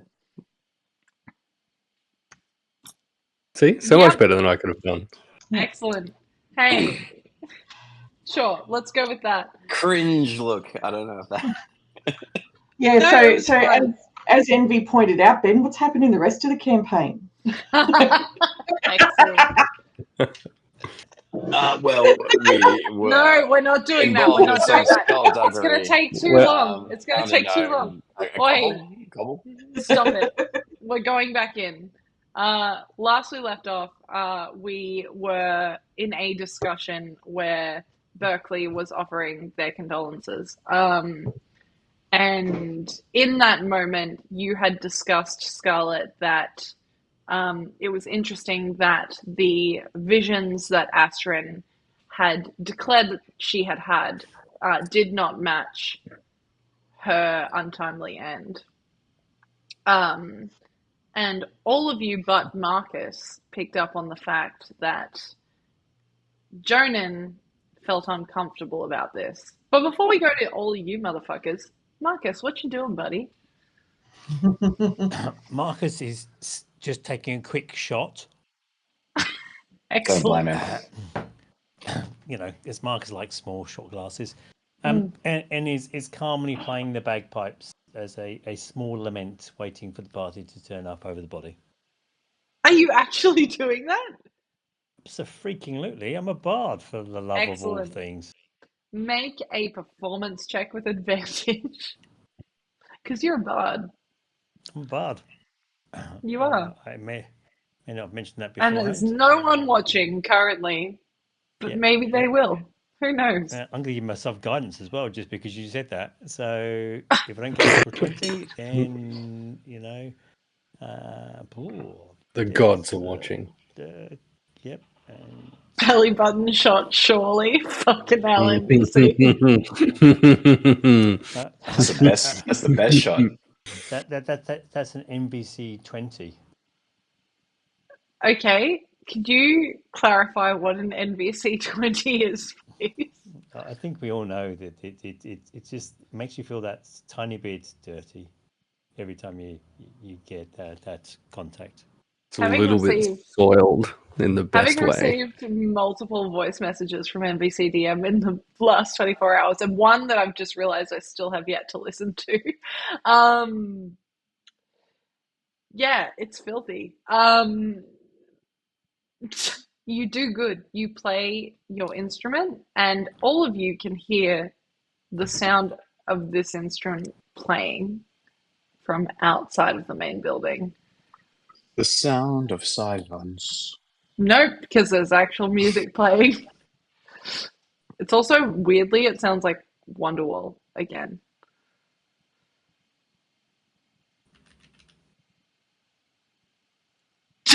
Don't shake your head at me, Promethean. Tammy, don't shake your head. It is Country Road. Excellent. The rest, after you've played your song, are you staying out there? What are you doing? It's cool if you are. I just need to know. So, I mean, there was kind of clarity for, hopefully Verlender to go off and do whatever he's doing. So, and then Sol was going to come back with a car after doing some investigation. And still has not, yeah. And, sure, standing here with the deceased seems to be the best thing to do at the moment. Okay. Is there any fire in the horizon? Am I hearing screams of people being murdered? No. So play some bagpipes. You're good. You're living your best life. Okay, excellent. Yeah, you're standing there. Drinking shots from my shot glass. From your endless shot pouch. The rest of you... No. Yeah, sure. Why not? Marcus, add an endless shot pouch to your inventory. The rest of you standing here with Berkeley and Astryn, what are you doing? I think after Scarlet has said her piece, she'll probably head back towards the carriage and just wait for the others. Mm-hmm. Jonan will follow you.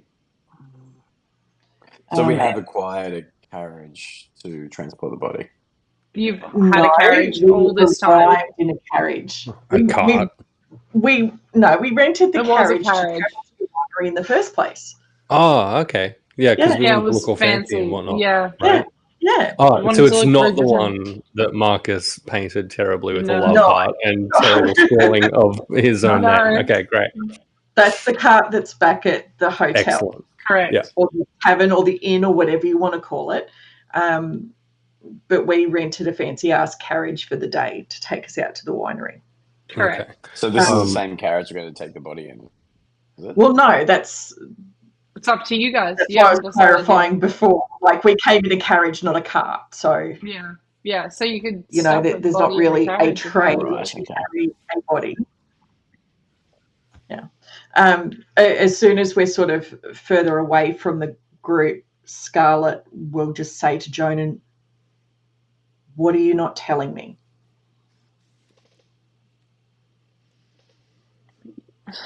And you see that he's incredibly, visibly uncomfortable. Uh-oh. Well, what happened? That's all right. We lost you for a bit, but it looks like you're back. Yep. It's all fine. Oh, no. Don't say that. Oh, no. No, don't. You're right. You're right. It's just a little bit intimate there. I'm scared. Can I DM now? Yes. Give it a go. Can I do it? Yes. Oh, wow. Oh, it's the both of them. Oh, no. It looks like you're back. Hold on. You don't count, Ben. Look, You're we on the will same wait here internet as lovingly. me.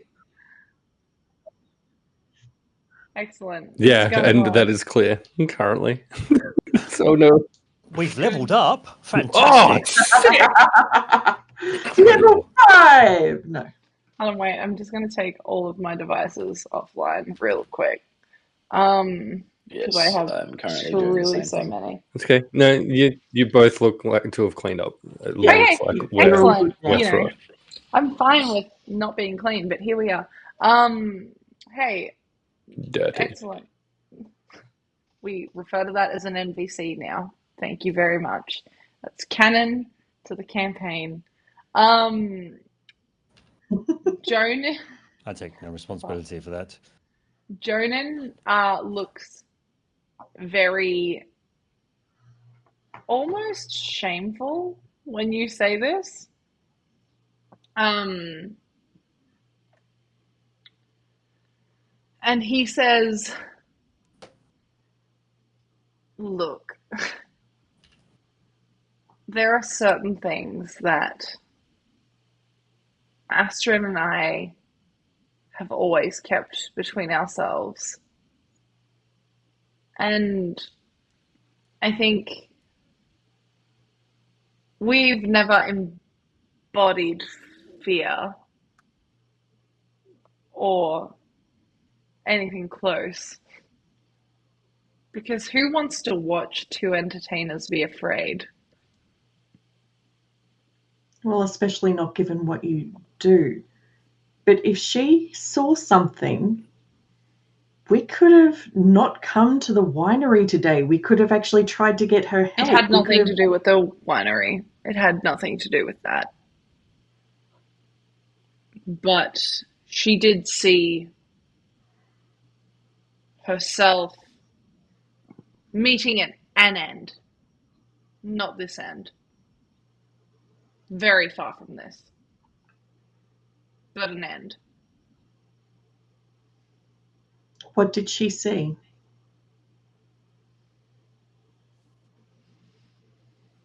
She saw someone take her life. Again, far from what has actually happened. So I'm unsure whether it's a projection or a fear or a prophecy. But holy fuck, Rob Good Harley! heckin' yikes. Hi! Oh my god! What the fuck, Rob? Welcome! Hi, gang. Hi, how you going? Hey, everyone say hello to our favorite demigod, Draxian. Hi. How We're you obeying doing, all buddy? of the rules, I promise. Guys, welcome! I'm so sorry you have to endure this. I'm a really baby dungeon master. So this is really scary. Help me. You shall know no fear. You have been I doing feel an so incredible much job. of it. Thank you. I Enough of truly that. feel so much of it. Okay. Best behavior, Draxian says so. Hey, welcome to FatesGrip.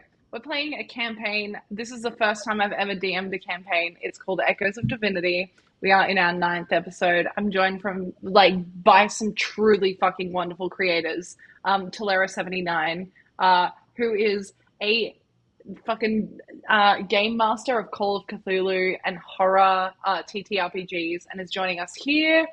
We've got Promethean, who, if you are someone that watches Castleton, you will know as Aurelius Baycroft, but is also a dungeon master over on the Lawrites. We've got Deetwenry, who refuses to promote themselves at all and is an enigma, and then you've got Ben, who is also part of the FatesGrip thing. We're playing a session at the moment. We're in our 9th session. We have just lost an NPC, so I will re-give the content warning that I gave at the start of this stream, and that is that we are dealing with themes of loss and grief and potential hallucinogens in this session. So if that's not for you, that's okay, and thank you for stopping by. Otherwise, we're going to jump back into our session, and we love you all very much. Thank you so much. As we kind of go back to this moment, Scarlet, and Jonan is speaking to you of the loss of his sister, he says, in her visions, Astryn saw someone take her life. Where or the nature of that is truly unknown, but it was someone standing over her, a dagger and an emerald green cloak.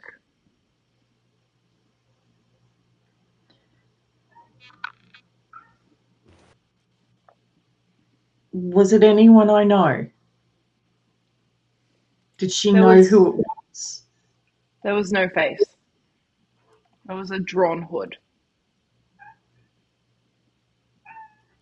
Why would she not tell me? I had the same vision.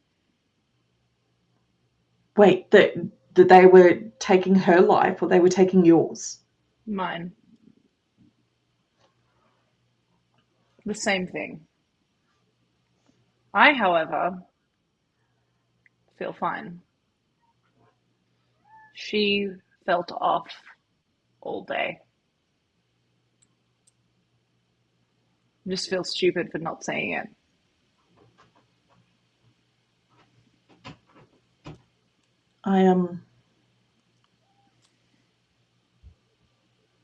Well, I know at least part of what I saw was true, but I guess the other part with the photo, I don't know if that's true or if it's counting on my fears. We don't understand what this berry does. This could be...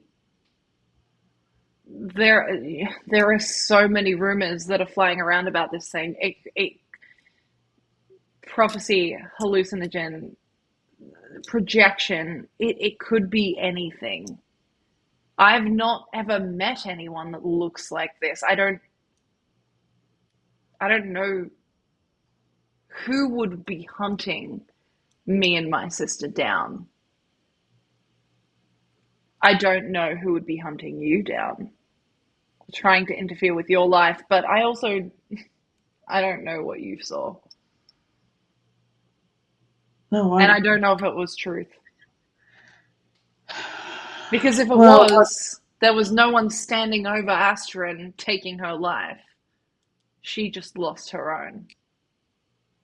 But I mean, I am not very book smart. We know that. I hate sitting still. I hate reading things that to me have no relevance to what I want to do with my life. But I've also had a lot of late night discussions around the campfire when I was traveling with you guys, and this, it could be a symbol of a thing. It could be a representation of the wine, or it could be, I mean, stay with me here. We both realize that these people are, like what you said, the instruments, and the wine is the weapon. Maybe the green cloak is what's behind it. And so that's what's... Maybe. We don't know. I mean, people can talk about this stuff until the day comes. Like, it just... I know my head's not very... My head's not there, but I'm here enough to quiet my hands from doing something incredibly stupid right now. I think we both need to do that. It's the easy solution is to burn this fucking place to the ground. That achieves one thing, burning this place to the ground. It doesn't take down what we need to take down. If our theories are correct, we could be so wrong. But I've just also, truly been here this entire time. And with that, we're just going to really quickly jump back to Sol, Marcus, and I nearly said Aurelius then. Fuck. Wow. Verlender. The castle rod is real. It's because we just got raided. So shit. Verlender, Marcus, Sol. Scarlet and Jonan have now left this scene. And you are standing there with Berkeley and Astryn in front of you, what are you wanting to do in this moment? I think as soon as Scarlet and Jonan out of I'm sorry, Marcus, you're way away. yeah, Marcus is like in a He's just- fucking vineyard, hanging out with a corpse, being a good dude. But yeah, as soon as Bagpipes. playing the bagpipes, look, it's a beautiful, haunting moment. Truly When fucked up. Scarlet and Jonan are kind of out of earshot, Verlender as Farius, Mhm. Farius, sure. Farius? Go Verlender on, as do the Farius. accent. Okay, we'll say to Astryn, the one of the owners of this place. Well, my business partner may not be comfortable with the risks associated with your product, but just know that I'm still very much interested, and you can absolutely expect contact from myself and my other partners. She's certainly a terrible loss to have lost her assistance, but I cannot tell you how excited I am to move this product elsewhere. Shit. Astryn now kind of steps forward and she places a hand on her husband, Berkeley's arm, and also supports him at the same time. And she says, if you would like, we can assist with transport. Where are you headed? Well, current circumstances, I believe there may be some conversation required before we can answer that question, perhaps. I think it's probably best we just let this settle, and don't call us, we'll call you. No. And at that point, I think Verlender's actually going to bail. You don't even tell them, you're just like, fucking Nope. see ya. Correct. We'll bail on that conversation, and we'll be inclined to follow Scarlet and Jonan out Okay. to check in on You them. would arrive after the conversation that has just happened has happened. Yeah. Sol and Marcus in your respective areas, whoever wants to go first. What are you doing? I'll let you coin flip. You want me to go first? Yeah, you go first. Because as far as I know, Verlender or Farius is incognito, and He looks the same as you are aware that he looks like. He's just using Yeah. a different voice and a name. but without blowing his cover, they don't know Astryn and Barkla. Yeah. Astryn and Jonan, They don't are know they aware work of. together, right? No, they do know. They're aware they that do you know they work all arrived together. In fact, you posed as like an assistant to them. It's like a little Little servant, bitch boy. servant guy. Little bitch Right. boy. So I am the BBG. No, you are just someone who was assisting them on their journey. Okay. Okay. Is there anything else you wish to ask, or are you going to join them outside? No, I will. If we're going to distribute this drug, Not a drug. Watch your mouth, Astryn says. then where else have you distributed this thing? It has made its way to Agora and to Kaivala. More recently, Kaivala. But Agora, it's been there for a little bit now. Let me point out to you, sir, the wine that we produce is not evil in nature. It is not designed to torture or hurt or induce pain. It is said to be prophetic.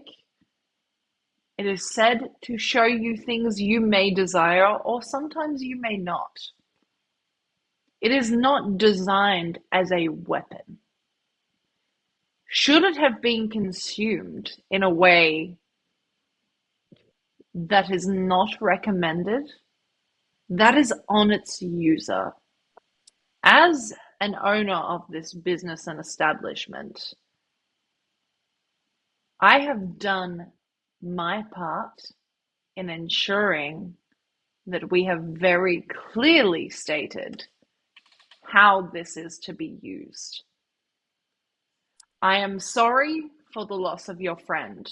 I offer my condolences. I offer transport to get you back to where you wish to be. But I do not take responsibility for someone misusing my product. Then perhaps, as of now, your greatest skeptic, and one that my lord wishes to invest in, perhaps you both are the ones that should show me how this is used. What was your name?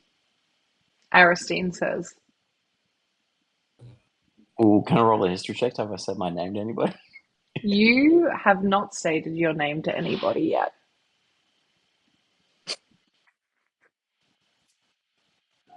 Sigismund. Roll a deception check.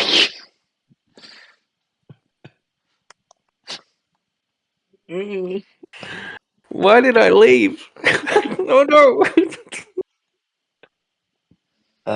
Where's the D? Deception. 18. Oh, that's not too bad. Nice name. Well, I mean, I didn't pick it myself, thank you. But what have you? I think you should leave the questions to your lord. Come now. Not on command, but thank you. I'll gesture. I'll gesture to myself and remember the who is the one that looks after the body behind. Remember Not something who... I'm too virtuous about, but at the same time, do you think he is going to be the one that cleans up after himself? Remember this is the who... reason why I am here. Remember who did not read the label. Then give me a bottle. No.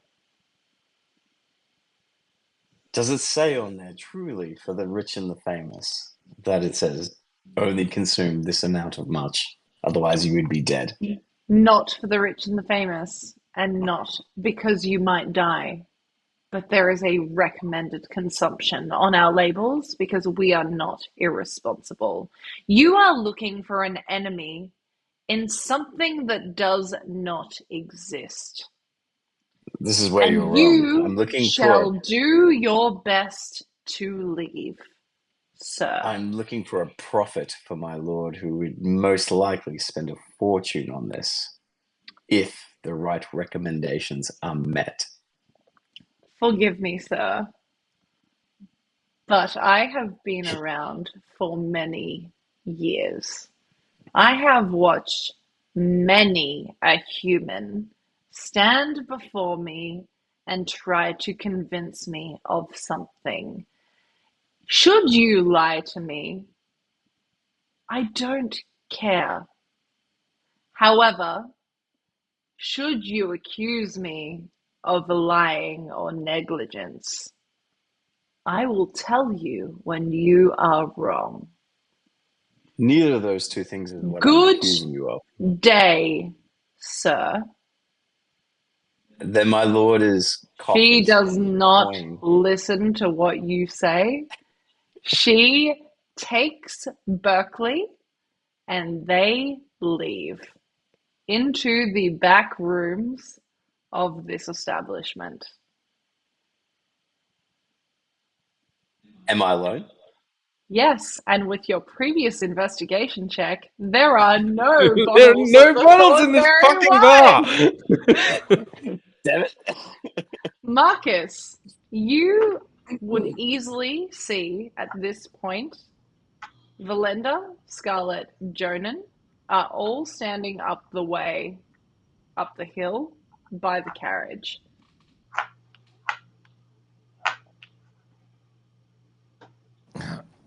Cast message to Verlender. Dear chap, we seem to have lost Sol. He had one job to do and seem to have lost him. No idea where he's gone. Rather terrible timing. We're desperately looking to get Astryn's body safely back to somewhere that's not a field in the middle of this vineyard. Hopefully you're successful. Could you ask one of those very nice owners to send a carriage out here so we can take the body back with us? Because it seems a bit, incomplete at the moment. Thoughts? You may reply to his message.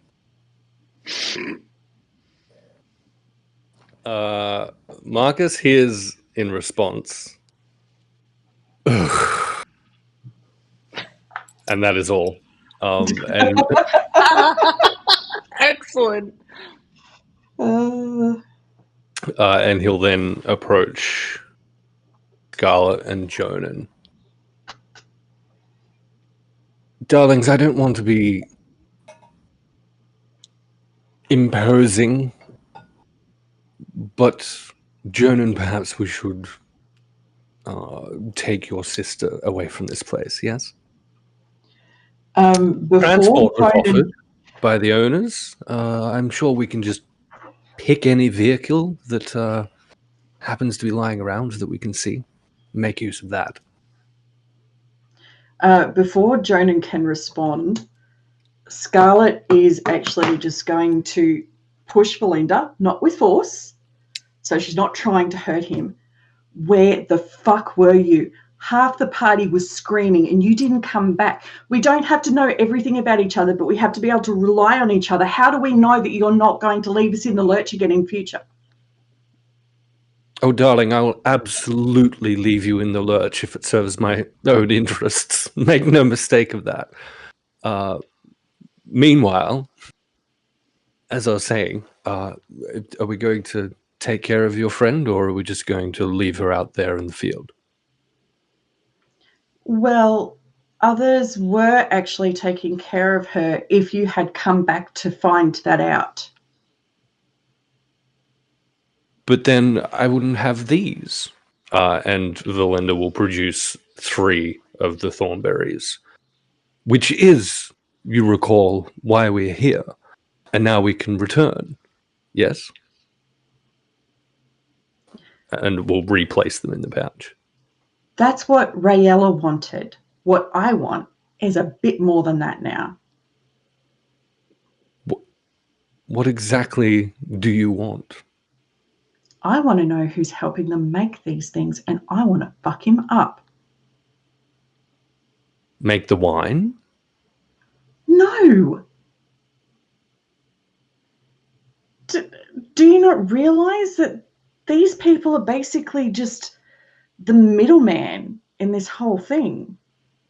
I want to know who's actually behind this whole concept, and I want to destroy everything about them.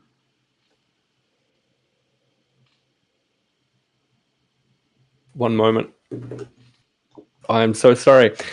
Darling, I know you're not the brightest star in the sky, but typically wine is produced in a vineyard or brewery, which happens to be where we are.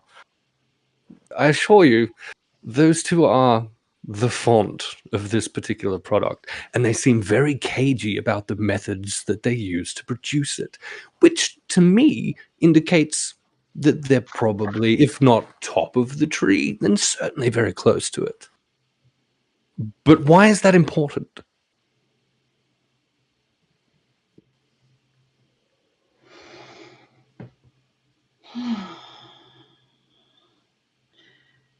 Their magic comes from somewhere. They didn't just come up with this concept on their own. There is something else going on here. There is something that came up with this. There is something that wanted this distributed for certain purposes. And I want to know who the hell it is. I want to know the entire network, and I want to take them all. And will you do the same for mead and ale and the various assortments of other wine that tend to kill people with overconsumption? Or just this one particular product? This one particular product. Because it took someone I cared about. Which makes sense, sure. But I feel if that is a battle you wish to wage, there will always be some new thing that's just a little bit too dangerous, that people enjoy just a little bit too much. And I'm very sorry to say, your friend overconsumed one of those very things. She had the same amount as the rest of us. We were given a glass. How did she overconsume? And at this point, Verlender will kind of zero insight check required. A whole bunch of things will click into place in Verlender's mind. We need to get you and Marcus out of here somewhere relatively safe where we can ensure that you do not succumb to the same fate as quickly as possible. I'm fine. Scarlet, this stuff is meant to be consumed in minute quantities. If you had the same amount as your friend, you're in danger. I know for a fact Marcus had much more. That gorgeous, sweet man is in an incredible amount of danger, and we need to find a way to mitigate it. Now, I have some skills with poisons and such, but I will need space. I will need materials. And I think Sol, who I assume is not too far away at this point. Yeah, at this point, Sol, is just standing by himself, at the entrance to this main building. So, yeah. This is not a normal poison. This is magic. This is magical effects. I mean, when we were given this, the bartender doesn't even remember it happening, but we know it was him. There was something even going on with that. That is, in and of itself, quite curious. Right now, my priority is making sure that the two of you, particularly you, who are my direct link to ensuring that I am adequately compensated for my work here, don't die. I'm pretty sure I'm fine. I haven't had any issues today. Verlender, make a medicine check. Certainly. I guess I need a character sheet to make it. What? Excellent. I was looking stuff up. Sol, you are also here at this point, just so you're aware. 13 on the medicine check. Yeah, Scarlet looks fine. Yeah. I was going to say, does he get bonus points for, does he get advantage because he knows her intimately? Doesn't need to. Doesn't need to. She looks fine. So Verlender and Scarlet are outside with Jonan, who is literally watching this a game of table tennis. Yes, he is. Jonan is also there. Yes. Yeah. I originally, But he's literally doing this, and he's like, to be fair, Jonan is pale and pasty and is just watching this like the entire time. I'll walk out, I guess, after the unsuccessful interaction I just had. And is Marcus about? I went in off of Marcus's authority, not authority, but question. But Yeah, you know where you belong. Is that Yeah, us? Marcus. Is that us in Marcus. character? If Marcus is about, Marcus, where are you? he's still waiting with the corpse. Playing as per the bagpipes. But to Ben, He's though, still was there. that us in character? no, that's in my Okay, mind. I'm looking gotcha. around for who told me to come in there at the first place. Well, Right. you see this all happening. You all still hear that Marcus is playing the fucking bagpipes. Like, it's not subtle. He's down the hill. He's playing this instrument, and it's going really well. Like, it sounds really good. I'll look over, kind of shrug my shoulders a little bit. I'll look at Verlender. Does he look like he's in character still? Not so much, having kind of Considering watched those Scarlet two has just nick pushed off. him. No. I don't know Yeah. if I would have been there for that, so I've walked out on. No, but like, Scarlet, can you clarify? Are you like holding on to this man, or are you letting No. go of him? Yeah, it was just that. And like one of those- proximity-wise, are you up in his face, or are you? No. Okay, good to know. Close enough that if I needed to throw a punch, I could, but Wow. Yeah, you're within melee range, but you're not like up in his face. Cool. hey, he started being very Various- patronising to her. She's keeping cool, but it's not going to take much Yeah. more. No, that's Keeps okay. talking That's like fine. All that. good. And you all hear the sweet, supple sounds of Marcus playing the bagpipes down the hill. Supple sounds of bagpipes. Yeah. I'll Scarlet. I'll turn to Scarlet and take a little nod. Are we furious at the moment? Only if we need to be. Firstly, I believe you had a job to do, and it doesn't appear that you fulfilled it. And our friend on the pipes over there is getting all up in my head about it. Feel free to look around for some kind of cart or something and take it out there. I'm But sorry. before you do, Is this not one right here? this is our carrot. Excuse me, I Scarlet. will Jonan, this is jump in going here. to be very. Just for This a is going to seem moment, very crass. Yes. you would recognize, looking at this carriage, that if you really wanted to, you could put Astryn Jonan's on in there, here. right? No, you could put Astryn in here comfortably, but you would all have to walk. Like, it's not like a you can't use the carriage scenario. It's like a if you do, you're all walking. Verlender has no inclination to walk, and I think we'll probably just kind of scoot up next to Sol and just kind of much more quietly, legitimately attempting to not offend the shit out of Astryn's brother and friend who've just lost her. I don't think it's necessarily appropriate, Sol, for us to be traveling with Astryn's corpse. Perhaps a separate vehicle is not such a terrible idea. Well, I tried that. That went tits up when you got involved in the conversation. What do you mean tits up? They said we could absolutely have a vehicle for transport. Then where is it? I don't know. Look around. Well, if you're Mr. Farius Dinkelstein, go get the cart yourself. Oh You have all no! the privilege. Verlender. The whole party's gonna kill each other. is going to take a calming breath, smooth his clothes down a little bit, and is going to go and try and find a fucking cart to put this corpse on. Cool. If I see that, I'll be like, I'm sorry.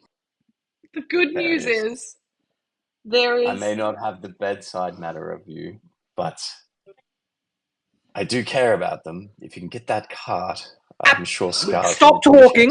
We are not having a conversation anymore. However, when you get the opportunity, and he will pull one of the thornberries from his pouch, take this, do not consume it, and do what you can to understand the properties of the fucking thornberry before we return to Agora, if you don't mind. And we'll throw the berry to Sol. Excellent. Good I'll news. take it. Absolutely good news. Two things are going to happen in Oh, this no. moment. The first thing that's going to happen is, Promethean, you're going to roll an investigation check. You're going to do it at advantage because a cart is not a subtle thing to hide. And they're also they're also not trying to hide it because they've offered it to you. Part two of that, Ben, could you roll a medicine check for me? Which you're just gonna straight roll for that, and it's gonna be on the thornberry specifically. Hello, Sean. How are you? It's really good to see you.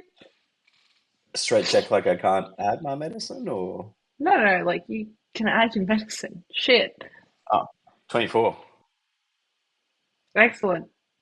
19, and a 5. Okay. And Promethean, what was your investigation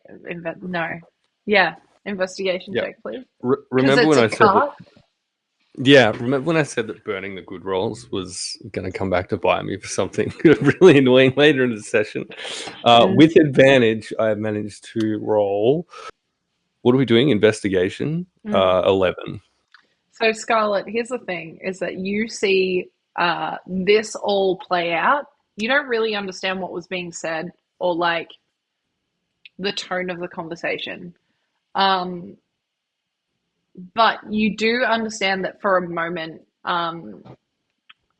Farius is looking for some sort of a vehicle. And it's really strange because there is a vehicle literally like 20 feet from you, just sitting there, a cart ready to be used. No guards, nothing. Verlender, you see this also. Like, you both see this in the moment. The other thing that I'm just going to jump to really quickly is Sol. You have exquisite knowledge when it comes to specific types of materials used to create specifically potions, toxins, these sorts of things. Looking at the Thornberry, it is immediately apparent with a 24 that this Thornberry is coated thickly in drow poison.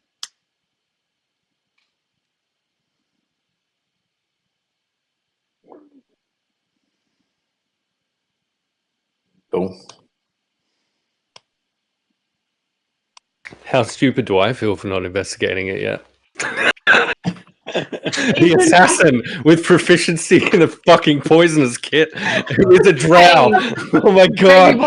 Baby boy, you smelled home and you didn't investigate it. So I was trying to be sneaky. You're too busy being beautiful. That's fine. So which one's the dumb one in the group now? Are we sure it's still Scarlet? The way this looks to you is you are watching as Jonan is very much, to you, appearing as normal as someone who has lost their sibling could physically appear. you have also watched a conversation between Scarlet and Verlender that you can't necessarily determine the nature of, but it is within melee range of each other. And you've watched Soul appear. You have now identified that there is another vehicle nearby because even you can fucking see it. It's right there. And watching this all play out, you get the sense that if Astryn's body was able to get up the hill, you would be able to transport it easily. It's that buddy. There are 3 physically fit, strong individuals who That is a fucking lie. There is one in this party, and it is Scarlet. with a grieving brother. I'm sorry, I'm listening to you, but I need to walk away from this conversation for a second. Well, you all fight each other. You can all do it. No, bad DM. Bad DM. You can't walk out of your own game. Oh my god. She's behind me. You catch her. Yeah. Okay. So okay, so out of character, would it be a case of taking the cart to the body and then, because it's going to be easier for you to get the cart on the body and then bring it up the hill? That's what I would have assumed, yeah. Or do you need Scarlet to come down and actually collect the body? Desperately not making this weekend a Bernie's. Desperately trying I've not already to made that joke in chat, that's fine. Absolutely trying to avoid that at this point in time. But Marcus is physically probably unable to lift Astryn onto the thing without significant problems. Not the strongest member of the party to do that. And it would be dreadfully disrespectful to kind of hoik a body on there because it will be literally like, In my mind's eye, aren't we heading down towards you? Yeah. I feel like the vineyards are downhill. Yeah. Yes. I felt like we went up to get to where we were before. Emily's not here. We can do what we want. So yeah, downhill. To get a cart, just a cart. Now, if none of you are going to do it, I'm going to do something. We have a cart. Verlender is actively looking for the cart. Well, with no, the intention where the of cart was. Yeah, with the intention of them making Soul take it to the body. I'll do it, man. And having found it, Soul, my dear boy, behold a cart.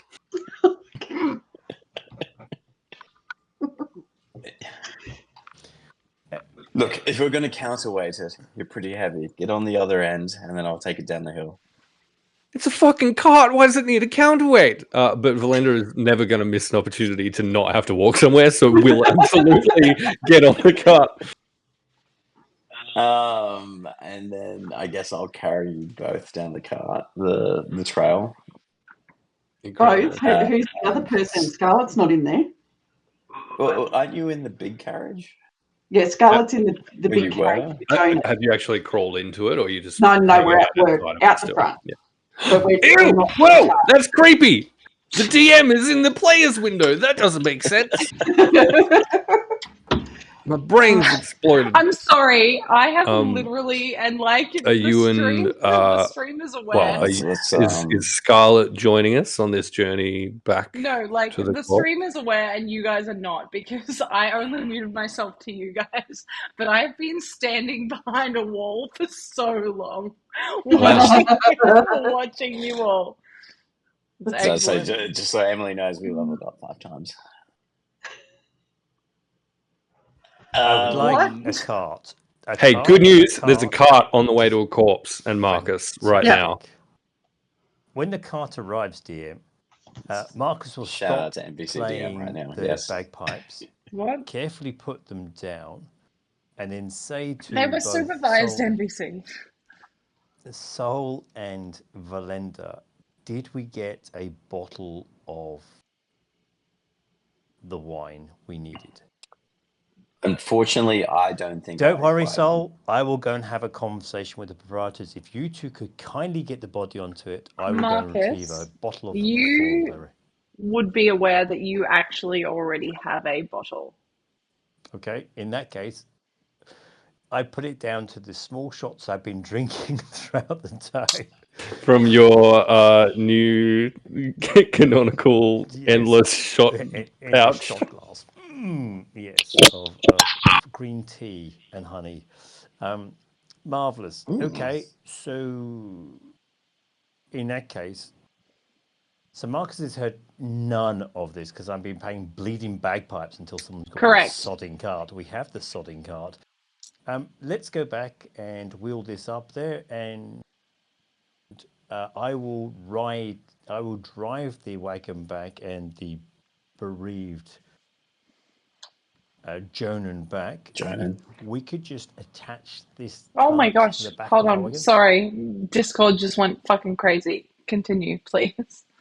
Whoa. God went crazy. So we'll take the cart back up the hill. Marcus will gently usher Jonan into the actual proper wagon. The carriage there with Scarlet, kind of trying to just give Scarlet a look to understand what had gone on there and see if she's going to punch out anyone. No, that's good. Opens She's the door very for him. calm. She's good. Close the thing. We tie a hitchy thing to it, and Sol can ride with Astryn, and I'll get Verlender to go back into the carriage because Okay. Is 'Cause you everyone hate me. agreeable to this plan? Astryn's dead, though, right? Huh? she's getting better. Fucking hell. Yes. Because I was going to ride with her, apparently. Sol, with her. if this makes you uncomfortable, I'm more than happy to switch out. You can take the carriage. I'm I missing the will pipe, ride. I will ride in the cart and make sure the corpse doesn't fall out. I'll ride the horse. We've got a carriage. Get in the carriage. All right, I'll come in. Tell my name to Hans Gruber. Shoot the glass. Okay, you all, where are you heading specifically? Back to the blue parrot. And before we Can do, I think I just want Verlender to just kind of cheekily sidle up to Sol again and say, please, feel free to console the two grievers in the carriage. Console. Enjoy. And he'll give him just a little Word kind of tap play. on the cheek, and then we'll jump in the cart with Yeah. I'll roll Astryn. my eyes. and Given how cheekily his smile conversations because with that is- Jonan go, I can. The good news is that the ride to the Blue Canary is relatively for Free of everyone conversation. almost, except for Sol. Shit. It's pretty quiet. Nothing interrupts your journey. Okay, don't see anything. No more green cloaks. No more green cloaks. Okay. In fact, you as someone, Marcus, who has gone through consuming the amount of the Thornberry wine that you did, and then feeling out of sorts and like you were seeing things, it's almost like that sobering moment of being awake after a terrible hangover. The hangover is not there anymore, but there is the realization that you have had to endure this thing.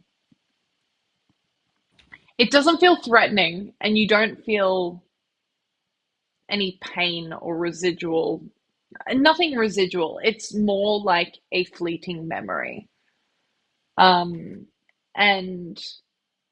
as time passes and you eventually get back to the Blue Canary, making your way within, your rooms are still there. As you walk in, the bartender Wex does request an additional fee if you wish to stay the night, and that's a silver piece per person. Wow, don't look so offended, Promethean. Uh, I think. Oh, hang on. that Does is if anyone you want recall? your own rooms, Yeah. to be Does anyone specific. recall if I was doing the Farius thing when we were staying here the night before? You If I were was Verlender. you Uh, You were Verlender when you stayed at the Blue Farius Canary. appeared when we were on our way to the vineyard. Correct. a single silver piece for all of us No, Per per person. person. per If person. you want your own rooms. If you Marcus's would like friend to was money. share, you can do Jonan and 2 others. No, And just then, pay for the rooms. yeah, okay, cool. Wex doesn't recall giving us Correct. the Thornberry wine though, Correct. based on our last conversation. Wex, how lovely to see you again. I wonder if perhaps your memory has improved. Do you recall serving us last night at all? You hired some rooms. And do you recall perhaps losing a competition of strength to my good friend Sol here? Yes. Yeah, I do. Yeah. And what was the reward that Sol was gifted? That was some mead. Interesting. Very well. And Verlender will provide the silver for the rooms. Excellent. And you all are gifted your own keys. Scarlet will lean across, you know, with a cheerful type Scarlet mood and go, Wex, so you gave us Thornberry wine. You gave us a really large dose of Thornberry wine. Now, either you're lying to me or you're telling the truth, and someone else is responsible because they somehow magically made you do it. So You ordered a basically, bottle of mead. I gave you a no, bottle of no, mead. no. See, Wex, you didn't. Now, basically, what's happened is one of my friends is now dead. And you're the person that gave her too much Thornberry wine. So I you have just served 24 a hours. bottle of mead. I just served a bottle of mead.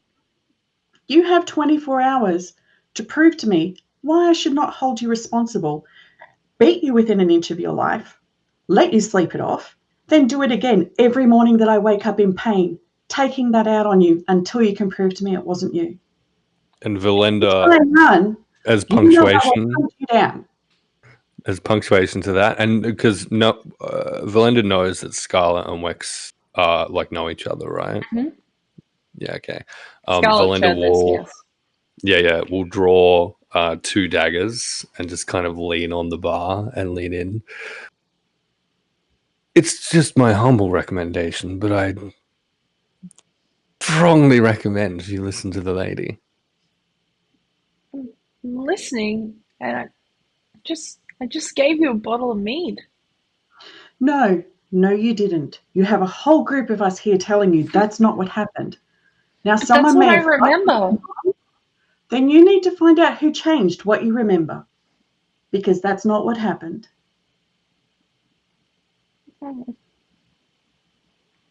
And you watch. This person looks genuinely fucking devastated. And Like, can you no remind excitement. me what? So when Verlender did the sneaky afterwards, what was it that he observed Wex doing? It was basically just going to bed. Yeah, But then he came out, right? What happened when he came out? he was just cleaning down the bar and throwing away some bottles. Nothing crazy. Okay. But he had residual magic on him for Linda. Yeah, Yeah. That was the bit that Marcus picked up. So correct. after all the death threats all the threats have gone in, Marcus uncharacteristically listens. Says, just a sidebar upstairs if we can. I just want to get just a little bit of a moment of silence and remembrance for the fallen. And Sounds reasonable. And then try to gently usher Scarlet in particular upstairs. Jonan, I'm assuming, is still relatively compliant. Yeah, Jonan Okay. would, if you were to gesture him up also, he would just follow. I'm just taking by the arm, literally loop my arm in his, and then just slowly walk him up the stairs. Being super gingerly as we're going up. Scarlet will go upstairs, but as she's going up, she'll just in that very sort of cheery voice go, 24 hours, Wex, or I will make you feel my pain.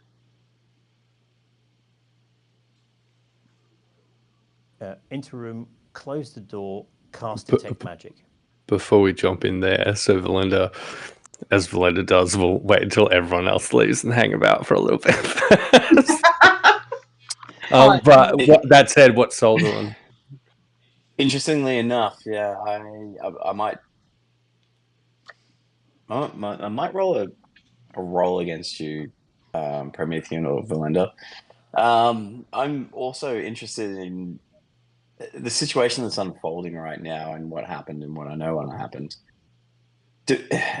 Is there a cellar here that I can see? Or somewhere that we store more than an once? investigation check if you like. It's like a... Yeah, I don't know what I'm looking for, like a back of house. Oh, 19. Investigation 27. Yeah, cool. You don't see a cellar, you see a back room, and that's it, unless you're going to walk into the back room. I feel like from what's led us to where we were, our friend did get poisoned here, right?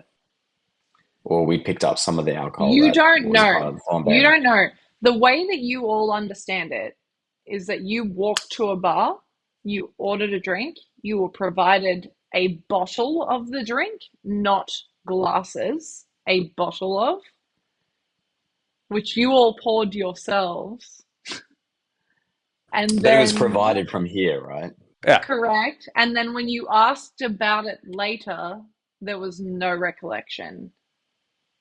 And a modified recollection now, in fact. Correct. Yeah. For those I'm that snuck downstairs, which I believe were Verlender and Marcus, there was residual magic, which I'm not sure if you two have shared with the rest of the party, on Wex, and bottles of Thornberry wine in the garbage. That is it. So there is... I understand you being sus, but there is also not a huge justifiable cause for you to be outrageously suspicious. Unless these two choose to share that information with you. Other than just that kind of complete lack of recollection that Wex... Correct. The only thing you have to go off is that Wex is being asked a question and he's saying, I don't know what you're talking about. Yeah. Can I then... That was a pretty good roll. Can I re-roll and use the berry that I've picked up and know that is a part of the Thornberry? Well, it is a Thornberry, yeah. A Thornberry, yeah. Yeah, can I... Is there anything that looks like that around the place? Even with that roll? If you want me to re-roll, I'll re-roll it. No, you don't need to re-roll. There are no berries that look like that natively sitting out anywhere that you could see. That's not me trying to fuck you over. That's just me giving you a fact. No, I get it. Just facts, man. It did start here, though, right? The conception of the Thornberry did not start here. This is it's a bar that just stocks the wine. But Marcus? D20. Marcus did drink it here, though, right? And I was so you were all provided a bottle of wine from here that you ordered. Yes.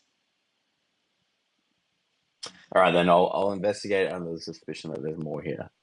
Okay. You find no other bottles of Thornberry wine. Yeah. Not me trying to be a dick. It's just the way it is. I'm sorry. No, that's okay. That's okay. All right then, Verlender. I'll be like just kind of doing a back and throw, confusingly. A deep The sigh. last thing you recall of the Thornberry that I don't believe you've actually shared yet is that it is drenched in drow poison. I am aware of that, but maybe I'll keep that a conversation to yourself. So fine. Just So I reminding know you. there's a drow in our party. Excellent. So who's heading upstairs? Who's staying downstairs? Uh, Upstairs? Verlender's going to follow everyone upstairs, but first he's going to take 2 gold pieces, put them on the bar, and ask of Wex, "Can you please send a bottle of, I don't know, whatever your fanciest rum is, I guess, to my friend Sol's room, and another bottle to mine. And if, Wex, one was to wish to drink some of this Thornberry wine that I've heard so much of, is that something you could arrange?" I'd have to go to the winery. Haven't been there in a while. I could, if you gave me a day, maybe. A day? And he'll take out another 2 gold pieces. You sure we couldn't speed that up a little? Uh, Can I interrupt? Are you having that conversation knowing that I'm still at the bar? Oh, yeah, 100%. Okay, good. Because I want to say something to you. I could go over now. I don't know if they'd give me any. Brilliant! I'll see you in, what, an hour? 2? Sure. Okay. Yeah. And he takes the gold. And you see him pocket it, and he does disappear out the back. You don't know where to. Excellent. As soon as he leaves, Verlender will grab from behind the bar a bottle of whiskey, throw that to Sol, and all right, Excellent. upstairs we go. I'll grab it, and as we go upstairs, I can't do, I don't think, what you guys ask me to do when it comes to these kinds of things. I will support you in your times of need, but I find this difficult. What is it you find difficult? The espionage. I know for right now, I feel like it is for the good. Scarlet's in need, and Marcus, I trust. And I'll pull out the berry. Perhaps a moment of lacking, and I'll pass it to you. I think there might be more in common with this, and perhaps your people. Excellent. 2 That you things. missed. First, Valenda's going to respond to just the commentary and say, "My advice, my dear young man, is to try and avoid getting caught up in notions of good and evil and what should be done and what shouldn't. Eventually, if you concern yourself too much with those things, you're just going to get depressed, disappointed, and at the end of the day, you're not going to feel very good about yourself. But And I'll pat you on the shoulder. Isn't this what this is for? And I'll shake the whiskey. exactly. And then Verlender will kind of finally inspect a little closer this fucking Thornberry. And just kind which of you can get do it. so at advantage based on the fact that Sol has alluded to you that there is more to this and to your people specifically. Yeah. For fuck's sake. I didn't mean like that, but No. perhaps he would know It wasn't that supposed to be was like very that. What check specifically am I making on just looking this thing over and getting a sense for it? So, and Investigation. Oh man, if I can, I've Mhm. touched it. I'll give him guidance on that if he needs it. Yeah, cool. Oh. Add a D4. Okay. Is that a mandatory out of D4 or by choice? You can do it by choice. I believe there is a time frame on it. I'm going to hold the guidance then. 18 all up. Okay, 18 all up. Yeah, you have the smell that you were smelling earlier. You pick up on it immediately again when this thornberry is produced. And it takes you a moment and you go back to being with your family and what they dedicate their lives to, which is, you know, who knows? Morally good, morally bad? Verlender gags a little bit, What are you recollecting going this. to do? You pick this up very quickly now in this isolated environment as drow poison, drenching this thornberry. And I assume it's kind of hard to come by. And I assume Verlender will have very specifically looked for it in the past because it's also quite handy to have. You would understand it's hard to come by people that are not within the fold of specific communities.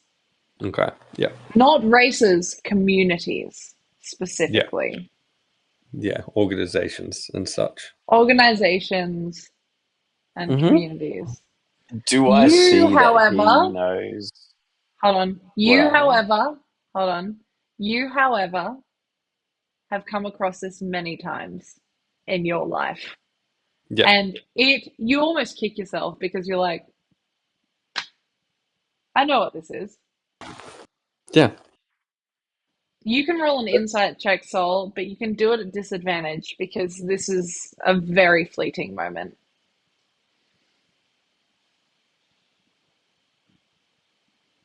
Oh, man. Look how into that insight check he was. I rolled a 2 to 15. I'm gonna take a 2, sorry. I'm pretty sure it's not going to work. Can I veto the disadvantage? Total of 7. Are you trying to deceive? No. Okay, I think no, fuck it. You without can pick up deception, on this. I think what you would see from Verlender is first just kind of like a moment of distaste, which is the recollection of the home life stuff. You won't necessarily underlies that, but it'll just be this kind of moment of distaste, but then also of like an almost covetous interest when he recognizes that it's drow poison as well. And having been told what his work is, I feel like that would make sense that you'd get kind of why he was interested in that. How dare you make me check my posture? Jeez. Hey, wait, hold on. Slouching over here. Shit, everyone check your posture. Also, I need to check the chat specifically because I believe there is a birthday we need to celebrate. Happy birthday, DIY Witch. I hope you're having a wonderful day. And thanks for joining us. It's your birthday. It's your birthday. Happy birthday. I'm gonna give you. I'm the birthday unicorn, and I hope you have a great day. For the love of the next couple of scenes, take that off your head, please. Because we have a couple of things to hit really quickly that don't work with that hat. Excellent. You see all of that, Sol. And I guess, are you all convening in one space at this point? I feel like you would be to begin with. Yeah, so Verlender was heading up to follow Scarlet because Scarlet was on a mission, and I assume Marcus has some thoughts as well. And I think Verlender thinks it's time for the group to have a little chit chat. Yeah, so you all gather in this space in one room. Knowing that you have Verlender, the Thornberries, knowing Marcus, that you have the wine, and you reconvene for the first time since the last time you were here. And as Verlender walks into this room, behind everyone, he's going to take out the little small bottle from his poisonous kit that he'd stashed some of the wine in from the night before. And he's just going to have a little swig on the way Oh, into the you're room. going to have the wine? Okay. Wait, Yeah. hold on. I didn't expect that. Hold on. Oh no! I kind of did, but I didn't expect it to happen like that. Okay, excellent. So, You just DM, hold on, wait. Just the slightest little swish. Just a little. Like a standard shot. Probably not even that. He's trying to increase his understanding of the properties of this thing. He's going to have enough of. He's not going to have like the actual recommended dose. He's absolutely not going to have more than the recommended dose. He wants to Okay. try and understand how this fucking thing works. Okay. Before I get to that, D, what were you gonna say? Sorry. given the time that's passed that's downstairs, Marcus has spent some time consoling both Jonan and Scarlet over the loss of a friend and a sister, and spent time just trying to just console them and just have a moment, just to literally just that piece that there's obviously a lot of emotions going through here. There's a lot to do, and has asked very respectfully what you'd like done. Is there a cleric we can go and see? And just trying to get the tone a little bit down, because there was obviously some heat beforehand, and just what he's witnessed the bar, there's obviously something there. So I'm just trying to almost level set the conversation so we can get into another conversation when the boys are back in town again. Jonan would have shared with you that him and his sister were not people that followed specific demigods, nor were they people that followed a specific religious set. Jonan would share that vulnerably. He would share that at some point in time they had considered that death young was a prospect. And they had expressed that that scattering of ashes was the most respectful thing to do. Mentions of cleric, there's almost a backup scenario, like a bit of hesitation towards that as a concept. But aside from that, there's not too much you glean aside from Jonan being incredibly fucking devastated. There are times where it feels like he's trying to make small talk with you, but it's failing because he doesn't really know how to speak at the moment. Yeah. And how's Scarlet responding to any of this conversation? Scarlet will just be sort of listening to him, because at the end of the day, it's his sister, it's his choice. But at some point, she'll be like, were you wanting to let the rest of the troop know? Did you want me to do a letter drop? And he would share that he would prefer you to do it than for him to do it.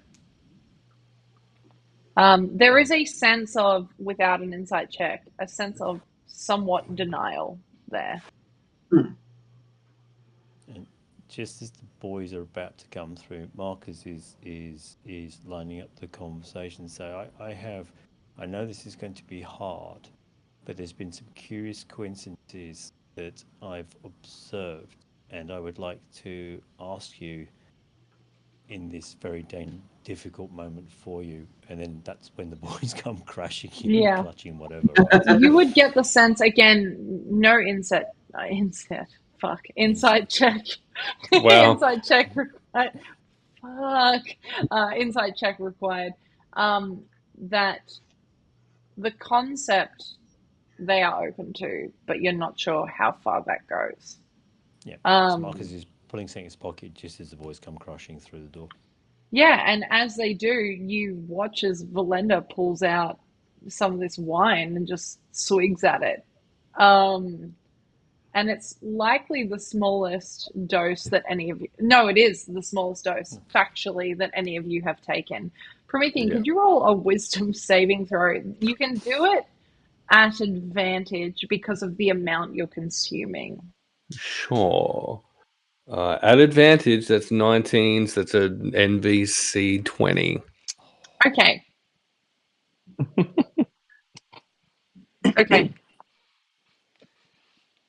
A 19. Mm-hmm. 20 for a 20. Okay. Excellent. Cool. That's good. That's fine. Wait, is that actually? Because that does not sound like it is actually. Sorry, Wow. I just have a very specific note written here for a very specific number, and you were Wow. very, very close to it. Okay. Oh no. Let me just roll a thing real quick. Okay. Sure. Great. Verlender, Mm-hmm. despite the fact that you have taken less than the recommended dosage of this Thornberry, it's strange because you're entering through this door and you're swigging at it. You have not prepared a seat or anywhere to be, nor have you told anyone that you are about to do this. So as you're walking through the door, everyone that is not Verlender witnesses as he walks through, Soul, you following behind, and he just stops and immediately drops to his knees. Can I catch him? If I'm You behind him? can try, but do so at disadvantage because you weren't expecting this to happen. Mm. Ooh, that is disadvantage. Mm. Again, a 2. What am I rolling on? Wow. Dice or... No, it does not matter what you're rolling because that is not enough. You all watch this happen, and Verlender goes into this stare. For those of you that have not... So actually, realistically, Soul is the only person that has not consumed the Thornberry that would understand that this glazed look that appears across Verlender's face is a very clear effect of the Thornberry wine taking place. Will Scarlet have seen it on Astryn, though? They did it simultaneously. That being Yeah. said, I believe Scarlet broke out just before. Yeah. So Scarlet, there is a... It's not like a complete recollection, but there is a moment of like, oh, could it? Could this be? Is how you kind of gauge this scenario. Belinda. I disagree. I think everyone should expect it. Okay, that's good. We'll wait for Sword of the Skulls when you do that to find out how you would play this out. But in Echoes of Divinity, your vision goes dark. Completely, like you were walking through a door and then it's like you have blacked out. I do have dark vision, to say. That's great. It does not matter. Okay. Because you feel your eyes focus, but you still can't see anything. You have a understanding that your eyes are focusing, but there is pure darkness to focus on, even within your dark vision range. Can I interrupt? No, No. you cannot. Why? I'm sorry. I'm sorry, you cannot, because Continue. this is a vision that's happening currently. Go for it. You can interrupt after we do the vision for what's happening Well, outside thereof. Yeah, so I'm going into the moment by moment. Yeah, so are you trying to prevent this from happening? Is that what you are trying to do? I'm gonna try a similar thing to check if I've got a pulse in worriment. You can And- actively worriment is a see. beautiful word. You can actively see him breathing. Like, you don't need to check for a pulse. And you have witnessed this effect already. So as someone who has witnessed Marcus and Jonan go through this, you are aware that what is happening is an effect. It is not, he's not dead. He's okay. Right, so it's not the same as Astryn where she died. No, correct. He's not bleeding yet. from he's not bleeding or anything. He is just, he has dropped to his knees and gone glazed over. But he's not panicked. He is in almost in a stasis. You hear the echo of Verlender's advice to you for Marcus. Don't yuck his yum. When I get an opportunity, I'll cast a spell, if possible. What are you trying to cast, just so I know? Well, I'll let the moment go, but... is it going to be restoration. to prevent this effect from happening? Well, yeah, lesser restoration. Okay, so if it's going to be to prevent this effect from happening, it's going to, you're not going to be waiting for it to happen. It's going to happen because you're preventing it. So you can cast lesser restoration if you like. Yeah. In doing so, I believe you may have tried this already with no effect previously. Well, yeah, only on Astryn when she'd be dead. I believe you tried on Jonan or on Marcus, and it had no effect. Oh yeah, okay. Yeah. Well, I do it. I'm anyway. sorry. I'll I'm not waste trying the spell to. Sorry, I'm not trying to fuck you over. You don't need to waste a spell slot because you would know this. You have tried this already, so there is not a necessity for you to try again, unless you wish to. No, I'm for it. I'll waste the spell You slot. can. No. You can save the spell slot. It's fine. Verlender, you would feel your eyes focus. Again, you can't see anything. It's pure pitch darkness. As you exhale and you look around, you once again are only experiencing darkness.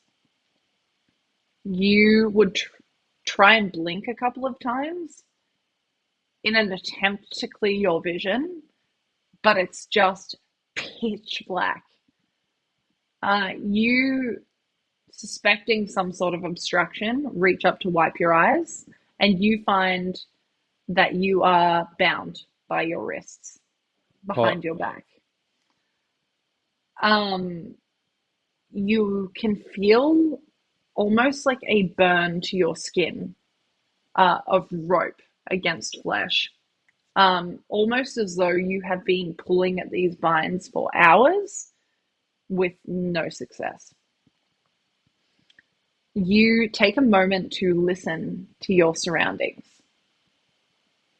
and you can't hear anything but a drip drop of water off in the distance. It's like a tap that has not been shut off. You can hear then footsteps behind you. It's kind of then in that moment where you attempt to look behind you again with no avail, that you notice that you are kneeling and there is a cold stone surface beneath you. As you once again try to take a breath to reevaluate, the moment passes you and you feel a sharp point at the center of your throat. And at first you kind of think it's a blade, but a burlap sack is pulled off your head. And a feminine hand is tilting your chin upwards. And you realize that it is the point of a long red painted fingernail. As your eyes adjust, you hear a female voice, or femme-presenting voice, that says, "Well, now I have your attention. I believe we have some business to attend to." And she speaks, reaching to remove the hood of her emerald green cloak. This woman that you see looks familiar to you, but you can't quite understand why.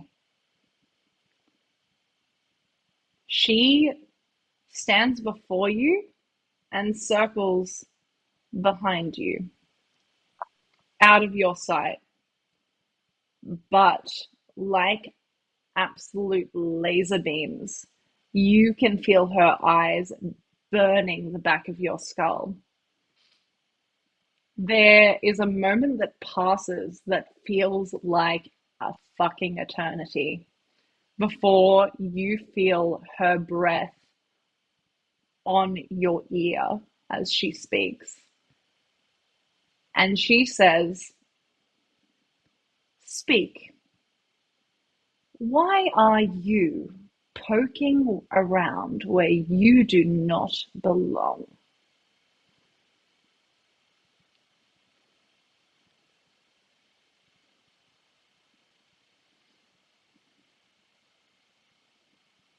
Well, far be it from me not to take an opportunity to poke about any chance I can.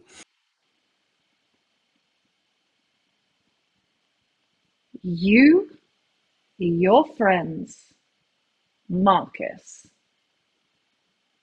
are getting far too close, pet, and I do not like it. And you can feel that she moves from like one side of your head to the other side as she is circling around you. May I get you to make a perception check for me, please? Certainly. So it's a 10 for 13. Okay. You would feel a hand on your left shoulder. And now that this vision is not clouded anymore, you would see a large onyx ring on her middle finger. It feels familiar, but once again, you do not know why. This time when she speaks, she says to you in your other ear, "You seem lost. Tell me, what is it that you're looking for? You can tell me. It's not like any of this is real anyway, is it?" I think Verlender will have a little chuckle to their meta self at that point. Well, if it's not real and produced from within myself, perhaps you can tell me what I'm looking for. Darling, that is not my job. That is yours. I can't tell you what you're looking for, but maybe I can tell you where to find it. Oh, that's a good line. If I was to tell you that what I was looking for was very simple yet entirely unobtainable, what would you say? I would say try me.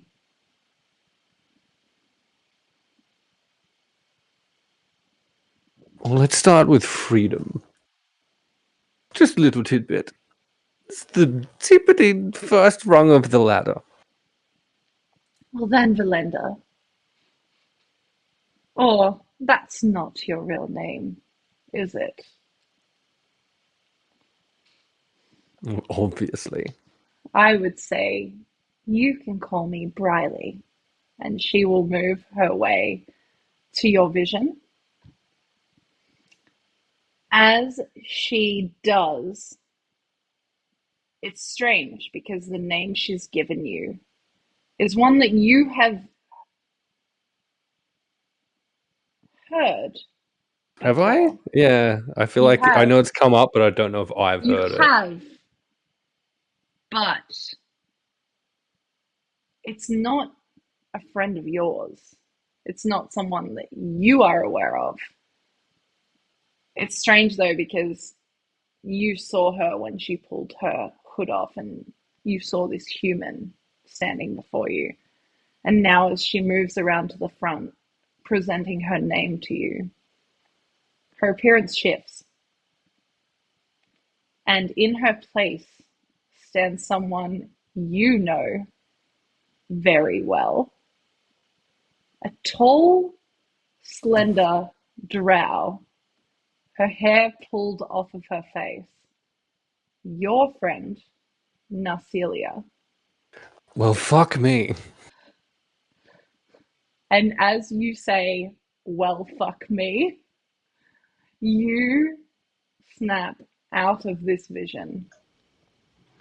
And you immediately feel like someone has punched you dead center in the chest. Like all of the air from your body has escaped and you need to like gasp to bring it back in. And you all watch as Verlender takes this huge inhale in through his body.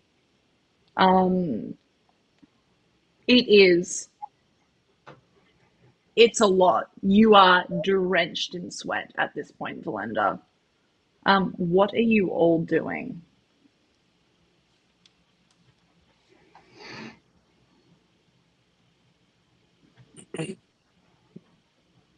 I came up the stairs with Verlender, yeah?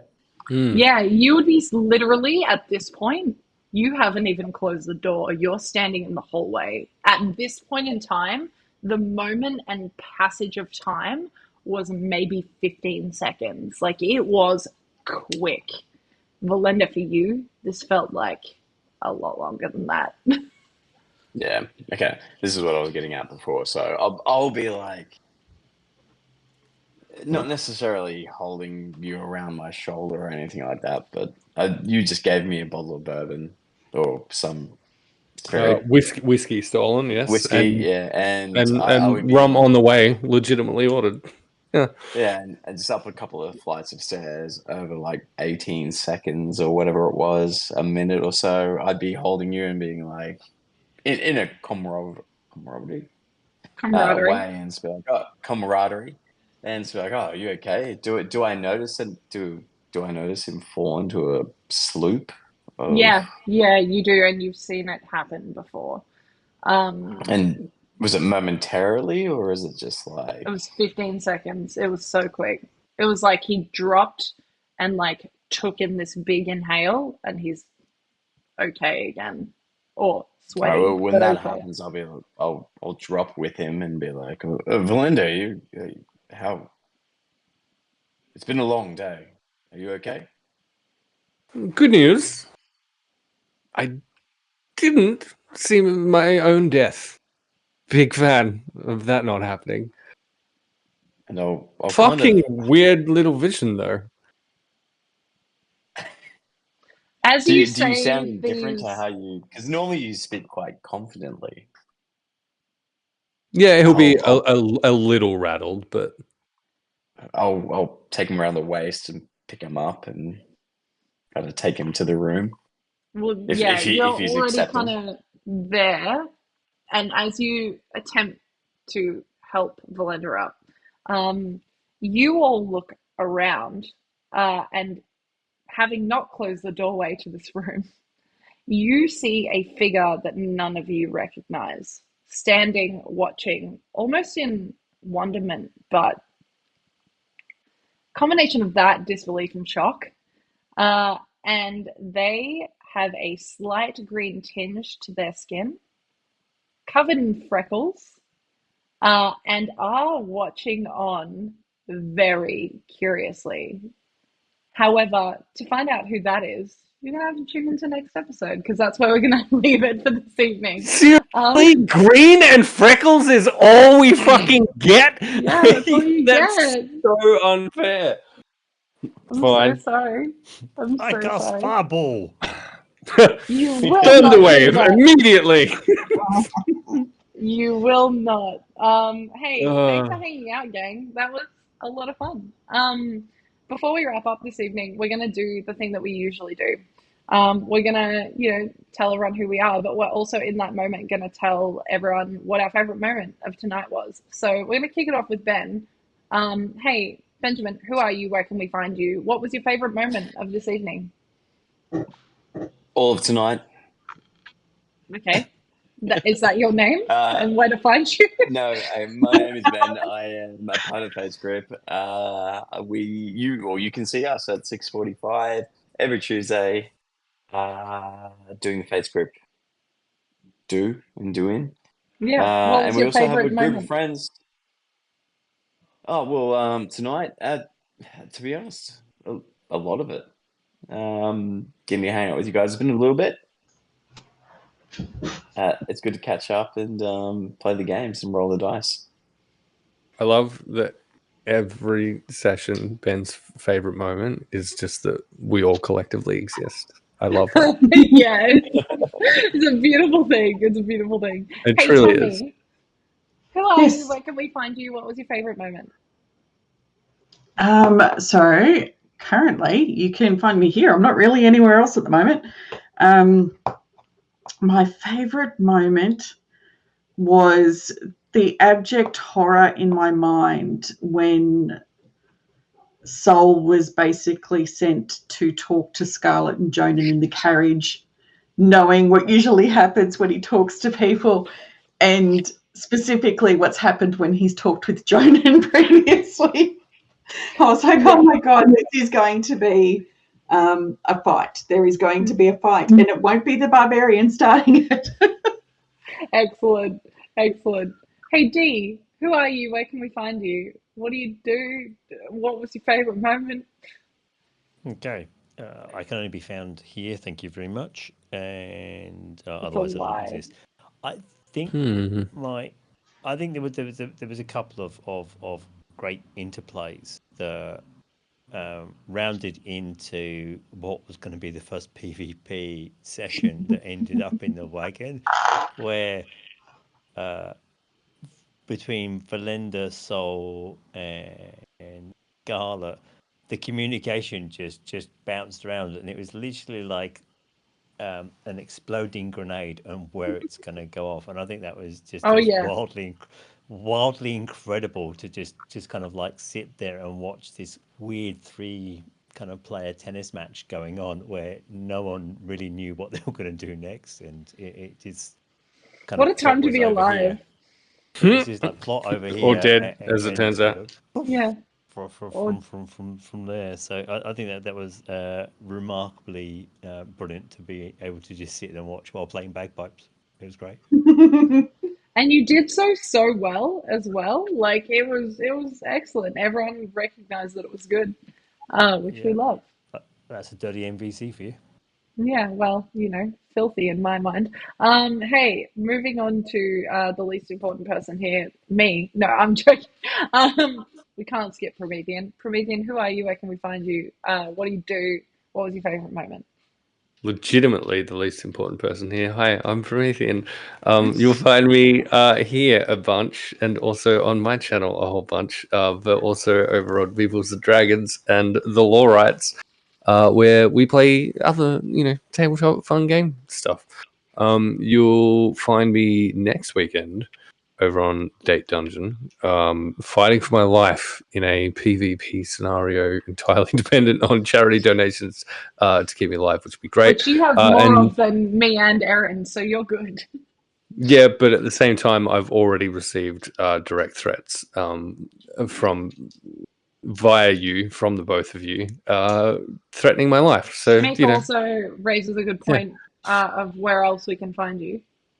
In approximately 10 hours, you'll perhaps catch a wee little glimpse of me on Winter's Tales in the mid-season finale of Castleton, which is going to be a hell of a thing to watch. So highly, highly recommend it. It's gonna be fun. There's also a podcast out in the world, or shortly to be out in the world, that you should check out, called Vox Invatio. Follow me on the things. I'll tell you all of the things I'm involved in, and all of the things that the people I care dearly about are involved in. That's kind of my whole deal. Yeah. Favorite moment wise, I truly enjoyed the bagpipes moment. I thought that was inspired and beautiful. I think the favorite moment of the session for me, though, was Sol realizing that these fucking thornberries were coated in drought poison. I thought that was brilliant. It was magical. I loved it. Yeah, cool. I'm Emily. Hi. Hey, I'm the problem. It's me. And I am. Whoa, Ben, don't agree so aggressively. Wow. I'm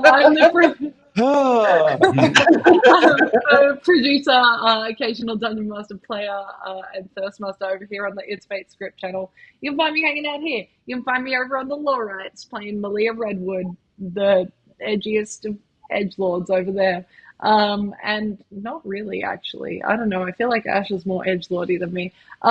You cut the first thing that you did in my fucking campaign was cut a dude's finger off trying to get information out of him. The first thing that you did, you were winning the edgy fucking rogue situation, and I hate it. I hate that, and I can't wait to. You have an outfit and everything, and I don't. I just show up. No, I'm joking. That's a lie. I put on a lot of makeup for your stream. Anyway, moving on. I also am on the Castleton. You can come hang out and, you can find out what happens to me and Promethean this weekend. Will it be good? Will it be bad? Who knows? You tell me, because I genuinely don't know. I can't wait. I know things, and what? We've been in things together, and we've not been in things together. So I guess you'll have to tune in and find out. But other than that, I'm just hanging out. I might pop up at new places soon. You never know. Anyway, we're going to do a raid this evening. I'm going to try and do it from my mobile so that I don't ruin everyone's day trying to raid, on my Mac. DIY Witch, we're trying so hard. But hey, we're going to go raid Brain Beast Studios, who's hanging out and doing some stuff. Say hello, give them some love. Let's see if this raid works. It might not. Who knows? Until then. Very working. Hey, until then, thanks for hanging out. We'll see you soon. Otherwise, tune in 6:45 Tuesday and 6:45 p.m. every Tuesday. Until then, never fucking stay. Or go. If it lets me press the button. Fuck.